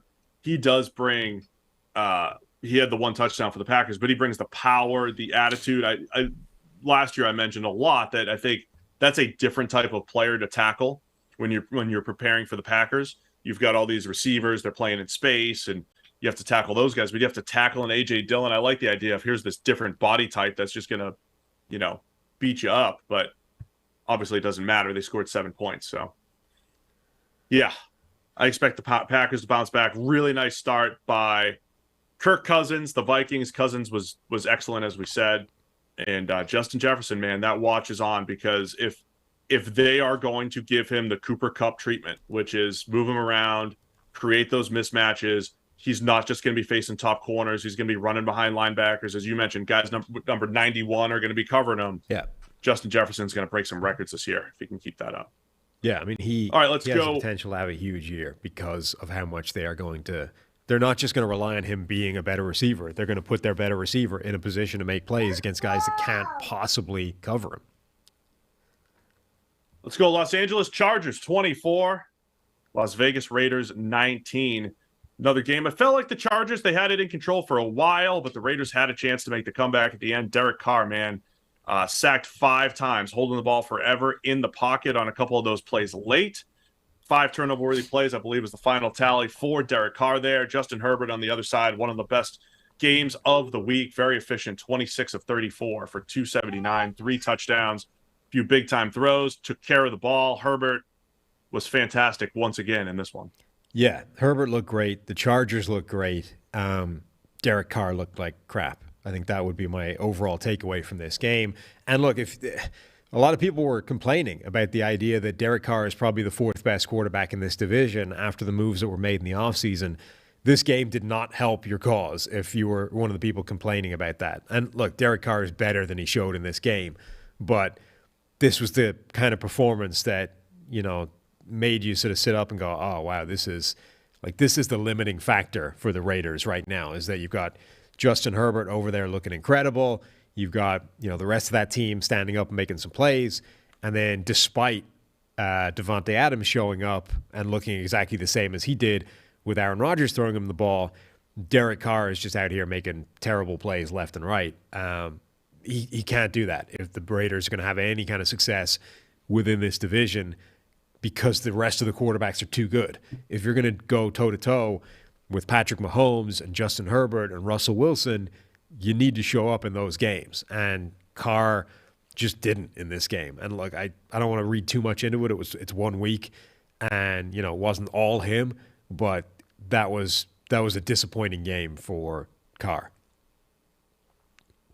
It was, especially with the game on the line at the end when he's just holding the ball forever, put the ball on the ground a couple times there. I know the pass protection, we weren't expecting it to be good. It wasn't great in this one either, but got to move the ball around a little bit quicker, I think, for Carr. You saw some of the potential. I mean, so my initial take on Carr being in the MVP race, that's already out. I thought that Davante Adams and Darren Waller would help drag him to better stats, and they did to a point, right? I mean, Davante Adams had the 10 catches for 141. He was target. I got that part right, that he was going to get a plethora of targets. He got 17 targets there yesterday. Darren Waller, second leading receiver on the team with 79 yards, but just not enough for the Raiders because there was just too many negative plays in there as well.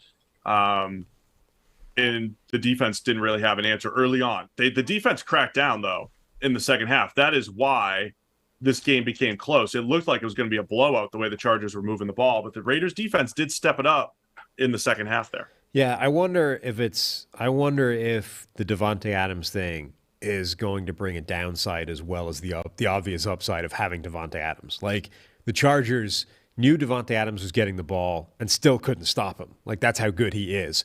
But I wonder if there's a Derek Carr, Matthew Stafford thing at work here where, when Matthew Stafford had Calvin Johnson, when he had Megatron, he didn't play the game honestly. He didn't play it straight up. He was always leaning towards Megatron. When in doubt, throw the ball in his direction. He's elite. He'll make the play.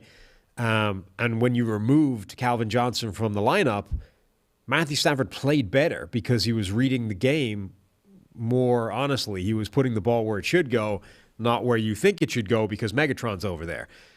Derek Carr threw the ball to Davante Adams almost 50% of his passes. That's a huge number. And okay, he's Davante Adams. He's going to make it worthwhile most of the time, but would you be better off if you were spreading the ball around and making the defense cover everything and not just... You know what I mean? Like, you're just telegraphing what you're doing, I think, a little bit too much. Now, maybe this was just one game. When in doubt, throw the ball to Adams because nothing's working. Fair enough. I would just keep an eye on that and whether Carr skews too much in that direction because that could be a problem. It's tough to figure out the best balance there, right? I mean, we just talked about Aaron Rodgers trusts nobody. And every time third down comes up, he would have Davante Adams. He would have somebody that could win one-on-one. He would have somebody that he knew exactly where he was going to be, and it was okay. They had games where they peppered the ball to Davante Adams 20 times, and it worked, right? He caught 15 of them and, a couple touchdowns. I don't know what that balance is. Obviously, you'd rather have Davante Adams than not have him, but it does lead to it's just like you don't always want to rely on your best stuff. And I think the top three, as I keep mentioning for the Raiders, Adams, Waller, and Renfrow are all good. They've all done a nice job. They all are dependable. And Adams and Waller, in particular, are two of the best at their respective positions. So I expect the Raiders to get better offensively. Carr does have to get rid of the ball, trust his pass protection a little bit, and they do need to play a little bit better up front. Keenan Allen gets hurt for the Chargers. That's something to keep an eye on. He did leave the game. But other guys stepping up. Gerald Everett had a really nice touchdown. That was Herbert rolling out with the laser back shoulder. Herbert just making some different types of throws that other quarterbacks aren't necessarily trying. Yeah, people keep talking about him having the best arm in the NFL or the best arm talent. I don't know if that's true because Josh Allen is in the NFL, Patrick Mahomes is in the NFL. You know, there are some quarterbacks with some pretty special arms. But I do think it's true that I am consistently wowed by Justin Herbert's passes more than any other quarterback. Not even like, you know, the sort of the peak incredibleness of what they're capable of, but just the difference that it looks coming out of his hand versus other people. Like, it carries differently. It has a different trajectory. It flies differently when it comes out of Justin Herbert's hands than other quarterbacks. And every single week, I sit up and take notice of that, it's just unusual because I don't think there's a material difference between like what he's capable of and what Allen or Mahomes is capable of and that kind of thing. But I think it's part of the reason why, you know, you hear these people say like Justin Herbert's the best quarterback I've ever seen. You know, people that have played or seen some really good quarterbacks say Justin Herbert is the best ever. I don't think that's true yet. Maybe never true. But I think that's why people say that, is because there's just something different about the way that guy throws. Yeah, the way he throws, and then the fact that he is a very good decision maker, and he doesn't turn the ball over, and he could run the short game extremely well if that was all he did. But then he sprinkles in these handful of throws that not a lot of other quarterbacks can make, and you just add that all up. It's like, man, that's an incredible package.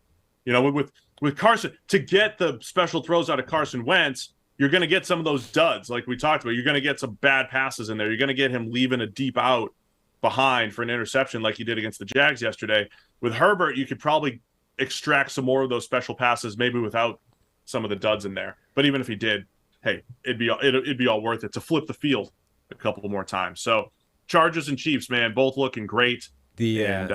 Heading for Thursday Night Football this week. The addition of Khalil Mack immediately paying dividends. You know, facing his old team, the Raiders, definitely caused them some major problems. The pass rushing combination of Khalil Mack on one side, Joey Bosa on the other side, those two combined for 5 sacks and 9 pressures in the game. Of course, the best graded pass rusher for the Chargers was neither of those guys. It was, in fact, the player, number 3, fresh off his monster contract extension, just out there showing what a dominant force the man is.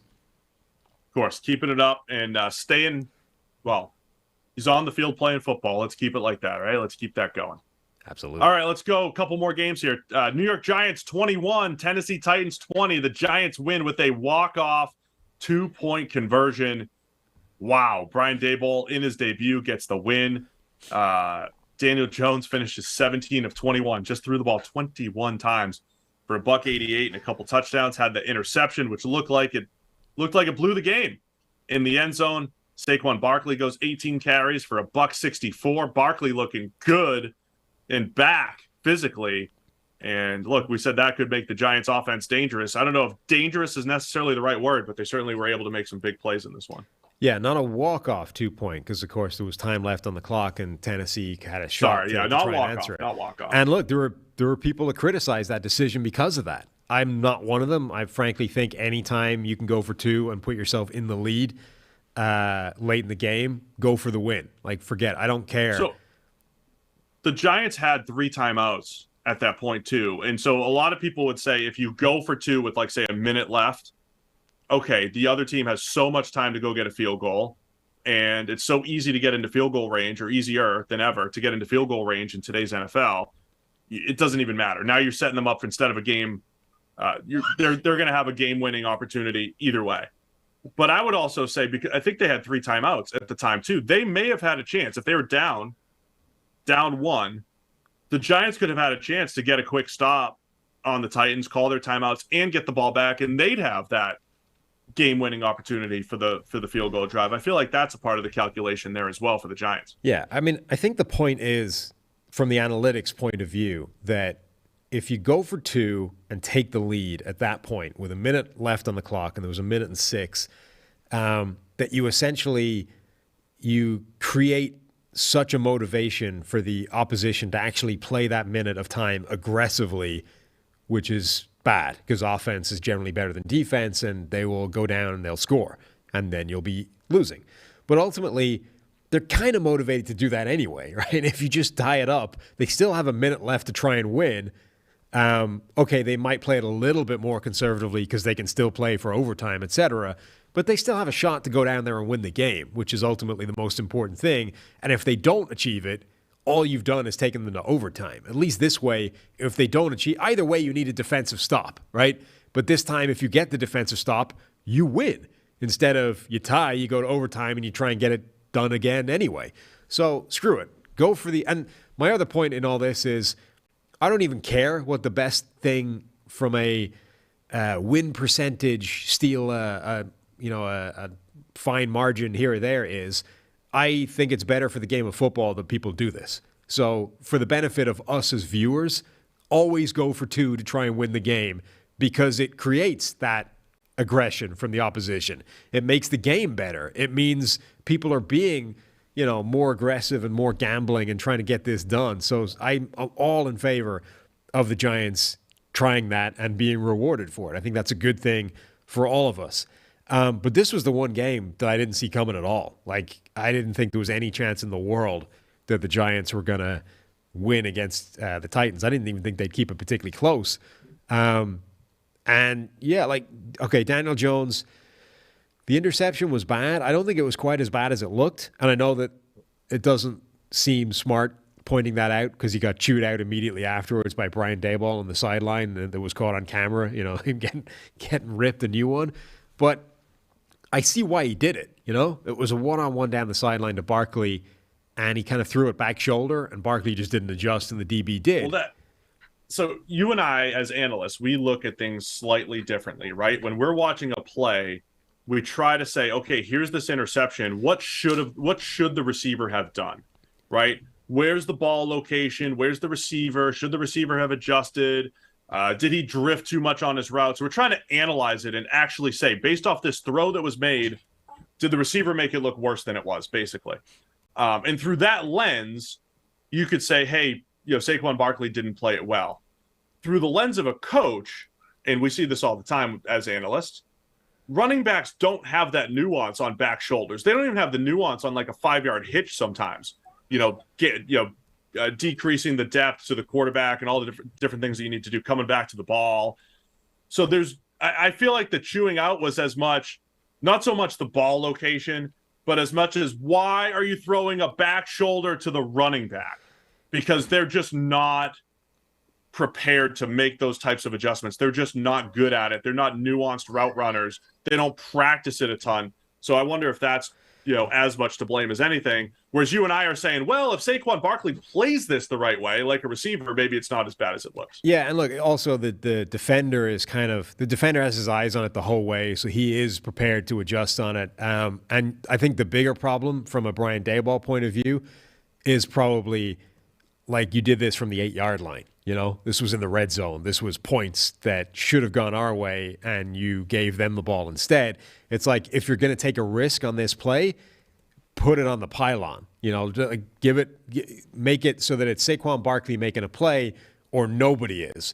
The risk attached to this, I think, was the problem rather than the actual mechanics of what went wrong. I just think that, Daniel Jones has made some really bad plays in his NFL career. This would not be amongst the highest of them, in my opinion. And if you again, I'm not saying you take it away, but even with this bad play at a critical time, Jones still kind of looked okay.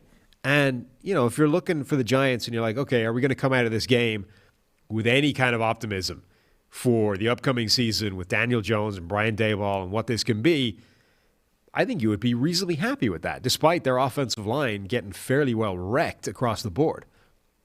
Yeah, they did. They did. There was a lot of pressure again once Daniel Jones how many times did he get sacked in this one? 5 times. So it was ugly at times, and it was another one of those games where it was like, hey, it's 13-0. Titans are a better team. They're going to win. They're going to pull away. There's a 65-yarder to Sterling Shepard in there. And the Giants start clawing back. And from a Titans perspective, look, I think Ryan Tannehill played well again. He's been a good quarterback these last couple of years. He was fine. He throws the ball extremely well, accurate, good decision maker overall. Everything's great. the stats were fine as well. Dontrell Hilliard was his go-to guy with the 2 touchdowns. That's your boy. Kyle Phillips leads the team with 6 catches for 66. Do they miss A.J. Brown in this one? Do they miss that next big weapon? Because, the offense gets stagnant for a while, and even though it's a Derrick Henry-driven offense, I feel like every opening day, Derrick Henry just averages about 3-something yards per carry, and then, he'll break out in week 4. That's how it goes. 21 carries for 82 yards, the whole deal. But is this where the Titans just missing a game breaker? I know some other guys stepped up, but just missing a game breaker comes back to bite right here for Tennessee. Yeah, it feels emblematic of what's happened to the Titans over the last year. We've been talking for years now about this Titans offense as being driven by the dudes, the guys that are just physical, dominant specimens that go out there and win because they're capable of taking over games and crushing you physically in a way that you simply cannot match up with. So whether it was Derrick Henry or A.J. Brown or, one of these guys would show up in a big way week to week, and that was enough. But in this game, the 3 leading receivers for the Titans in terms of targets were Kyle Phillips, Treylon Burks, the rookie, and then tied for 3rd, Jeff Swaim and Dontrell Hilliard. Derrick Henry, who's usually the hammer, was the nail in this game. Did you see the shot that Tay Crowder put on him? I've never, legitimately never seen Derrick Henry hit that hard and that thoroughly. He got annihilated. Like, Tay Crowder hit him and blew him sideways in the air. Like, it's the kind of hit that Derrick Henry usually puts on other people, where he goes out there and stiff arms Josh Norman into the underworld. Like, this is what happened to him on a hit by Tay Crowder. Like, the dudes from Tennessee, A, weren't there, in terms of A.J. Brown leaving town, or B, didn't have the kind of dominant performance that they typically do in terms of Derrick Henry, which led to other people having to step up. And the other people are the names that don't exactly inspire confidence. As much as I love Dontrell Hilliard, if he's the guy you're leaning on every week, that's probably an issue. Kyle Phillips, if he's the guy that's your number 1 target, as opposed to Robert Woods, who had 2 targets, that's not great. Tennessee Titans lose. Now, again, I like to compare to last year just to bring us back down to earth here. That's the only reason why I do it. And I say, last year, week 1, here's what happened. But the Titans are a good example here. Last year, week 1, they got smoked by the Arizona Cardinals, 38-13, something like that. Absolutely demoralized. Everything was bad. The sky was falling. The sky even fell. They got crushed. But the Titans came back to be the number 1 seed in a year where nothing made sense. Yeah. They didn't have the depth on paper. They didn't look like they had a great on paper 2nd and 3rd string, but they found a way to stitch it all together. They lost some of the dudes for a while, and they were hurt and missed Derrick Henry and the whole thing. Number 1 seed in Tennessee. So I'm not ready to write off the Titans, but this is one of those games you just should have had, right? It's not going to get easier. You should have beaten the Giants. You should have had the team to close this out in the second half. On the other hand, give credit to the Giants for battling back and then being aggressive at the end. I love the 2-point conversion call. Fine, it worked out. It doesn't matter if it works out or not as far as the process goes. But I think Brian Daboll is showing, hey, we're here to win. I don't have anything to lose. Exactly what you were saying about maybe Lovie Smith and overtime. Yeah. Saying, hey, let me play for the tie. Brian Daboll saying, I have no expectations this year. Lovie Smith, first day on the job. I want to go win this game. And then they did it. Lovie Smith would have kicked the extra point without thinking about it. Like insta extra point. Wouldn't have even occurred to him to go for 2 and try and win the game there. So I absolutely think that's a difference between those kind of coaching attitudes. A couple of things I would bring up about this game overall. Nicholas Petit-Frere had a good game for the Titans. That's potentially huge for them. Like, that was a concerning spot for that offensive line to tackle, and he didn't give up any pressure at all. They gave up a couple of plays that were pass-protecting losses, but the ball was out before it became pressure. But still, that's a good debut for him. And if he's able to come in there and be a good right tackle for them, or even a viable right tackle right away, that's a big upgrade over what was a concern on paper for them heading into the season. For the Giants, Andrew Thomas continues to look really, really good now that he got over his rookie struggles. he was about the only one, though. That offensive line could be a concern for them. And then they need to figure out what the story is with Kadarius Toney, because he was apparently on some kind of pitch count with an injury. He didn't appear to be happy with that. The reports were he was looking sort of pretty upset, miserable, petulant, if you like, on the sideline, not happy with this. And then they would wheel him out.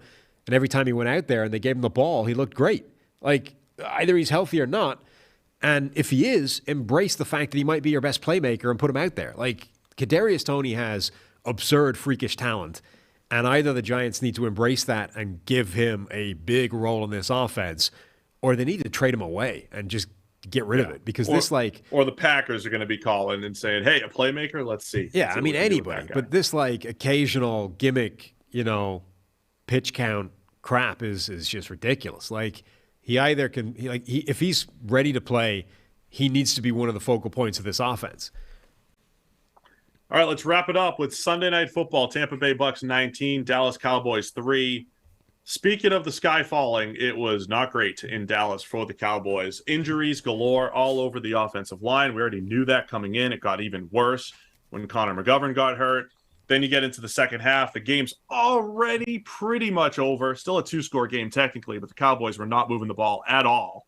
Dak did not look good. The whole offense did not look good. And then Dak Prescott hits his hand on a defender's hand, and he's got some sort of break. Is it the thumb, the hand? Either way, it's surgery, and he's going to miss several weeks coming up. So it is not a great start to the season here for the Cowboys.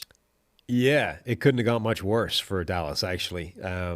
I think if they'd come out of this game losing to Tampa Bay, that would have been relatively expected, even at home. But to lose Dak Prescott and have an injury on the offensive line, and for the offensive line not to look great anyway, that's almost worst case scenario. The only way it could have been worse is if you lost Dak Prescott, for the entire year immediately. Yeah, huge problem for Dallas. They're one of those teams that, they don't have a viable backup at quarterback. A lot of teams don't. Cooper Rush is just not going to get it done. So they need Dak Prescott back as fast as humanly possible, and they need to hope they don't lose too much ground in not even the division, but the wild card race at this point. I would almost write off the division immediately based off the fact that Philadelphia does look pretty good, and I already thought that the Philadelphia Eagles were favorite going into the season. So just a nightmare for Dallas.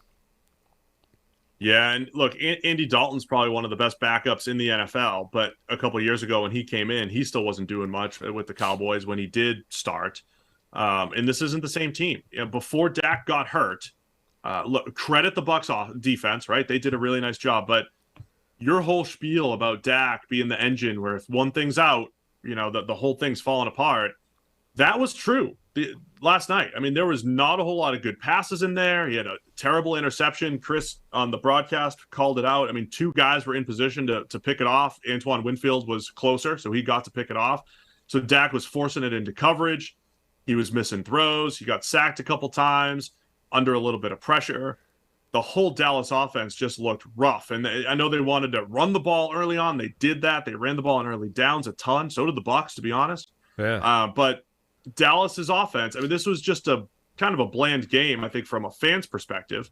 But if you're a Dallas Cowboys fan, it was an uncomfortable watch because you're sitting there saying, who are my playmakers? Who are my guys? And the guy that should be getting targeted the most was CeeDee Lamb, but he only caught 2 of the 11 targets his way. So this felt, if you're talking about Derek Carr maybe locking in on Devontae Adams, is Dak locking in too much on CeeDee Lamb? You don't have the options of Amari Cooper and Michael Gallup. Then Dalton Schultz becomes just the extra guy running the seam, working the middle of the field. That's how you create good offense, and Dallas just does not have those pieces right now. Yeah, Jalen Tolbert wasn't playing either, so you really did chip away at his receiving core and his options, and there wasn't anywhere really to go with the ball. It didn't help that the pass protection wasn't really up to it either, even if they had a bevy of places to go with the ball. Tyler Smith played okay, I think, but when they lost Connor McGovern, they had to reshuffle with backup interior offensive linemen. That's when it really went to hell.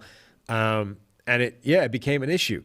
I think that that Dallas offense is going to struggle this year, even when Dak Prescott is healthy. And let's hope that that gets back, as soon as humanly possible, because nobody wants to see the offense without him. But they should, I think, immediately call up Jason Peters and the practice squad, get him in the lineup, reshuffle, put Tyler Smith back at guard, try and shore up that interior, make sure the 5 across the board are not weak links. The other thing I'm curious about, so 2 things I want to talk about for Dallas. One, I want to give credit to Trayvon Diggs after spending most of last season to say how overrated he was. Okay, he gave up the touchdown to Mike Evans, and, it's one-on-one, Mike Evans in the red zone. You're going to give up some plays. The dude's really good.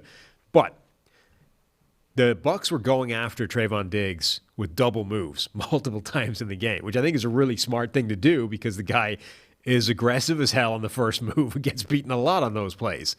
And he didn't bite. He played those pretty well and had a couple of pass breakups. Was in lockstep on the second move. Didn't get wrecked by the first one.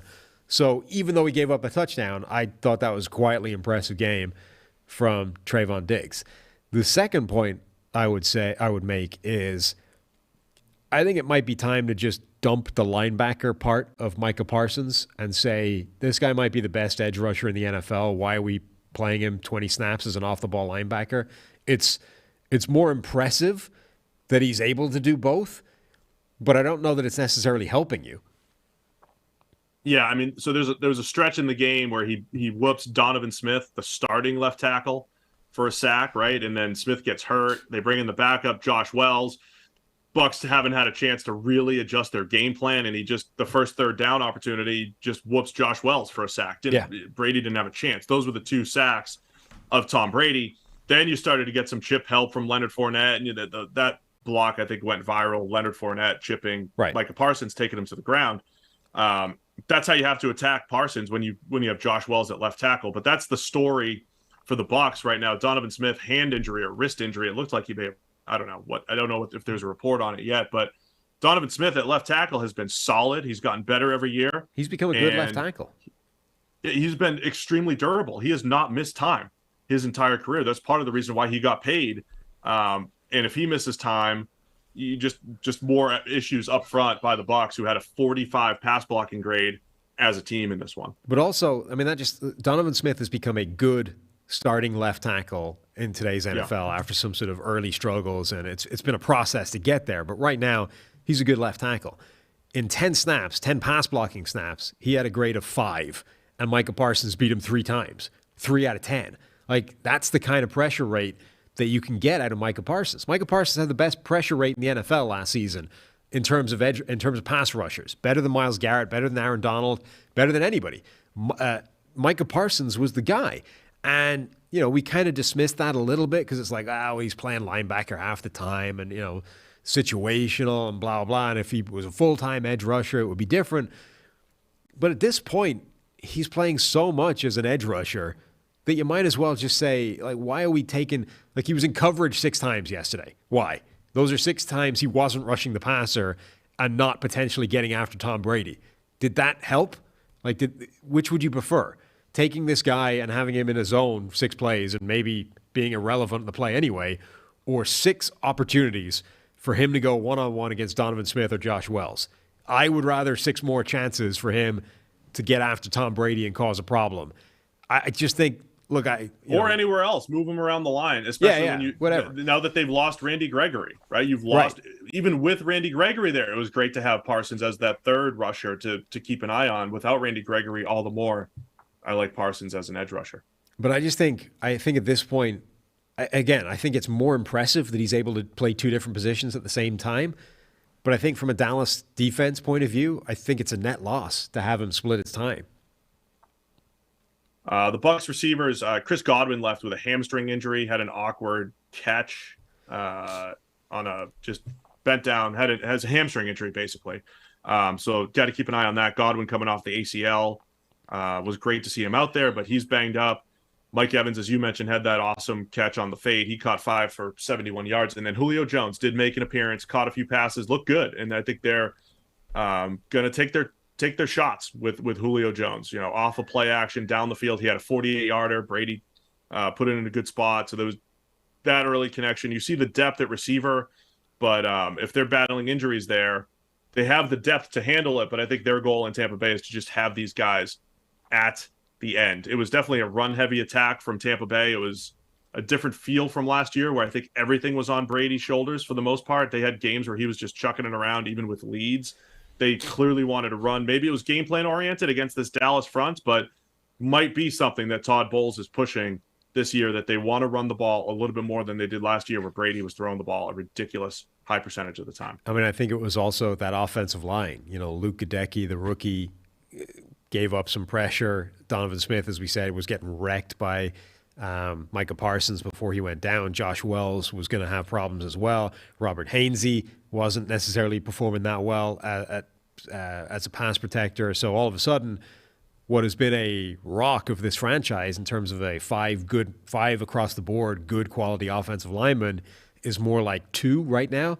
It's Tristan Wirfs and Shaq Mason, and then when Donovan Smith gets back, but I think that's absolutely a factor in what this team is trying to do. They don't want to expose Brady to what is now a potential problem area. All right, so 19-3, Bucs win it. Their defense looked fantastic, by the way, flying around. Devin White was making a ton of plays as a pass rusher and in coverage, the whole deal. Todd Bowles' defense looking very good in week one. I don't know how much was them or how much was Dallas just not having the horses to compete, but it was definitely a one-sided affair on that side of the ball. So something to keep an eye on if the Bucs defense can keep it up. They're headed for the NFC battle with the Saints next week. Team that owns them in the regular season. So NFC South, lead on the line next week. Bucs and Saints should be a good one on Sunday. Hey, we did it in under 2.5 hours. Boom. And only one location change. My apologies once again for my audio. We're working through it, but it'll be all right. It's going to be okay. It's going to be okay. I promise. Okay. Thanks to everybody for tuning in. Got anything else, Sam? No, Wednesday will be our first Wednesday show this week, the midweek show. The schedule is up on the Twitter account at PFF NFL Pod. You'll find our in-season schedule. 3 shows a week. This one Monday morning, 7 a.m. Eastern. We are noon on Wednesday, and we are noon on Thursday. The Wednesday show is a sort of mailbag plus special guest, the first of which is this week. And then the Thursday show is our usual weekly preview show. Charity update, we hit our goal. We got a couple more donations in there. We're over $2,500. We are working on a venue, a location for the pitching speed thing and find out if I can actually throw 60 miles an hour or not. Yeah, hopefully we'll get a nice field for that. We'll see. We'll see what they say at Great American Ballpark. Not holding out hope for that one, but looking forward to seeing that, Sam. Finally. Yeah. But yeah, appreciate everybody that donated. Thanks to everybody for tuning in. Don't forget that schedule, as Sam said. And yeah, we've still got Monday Night Football. Enjoy Broncos Seahawks, and then we'll see you again on Wednesday. Hit that thumbs up on the way out. Appreciate everybody. See you again on Wednesday.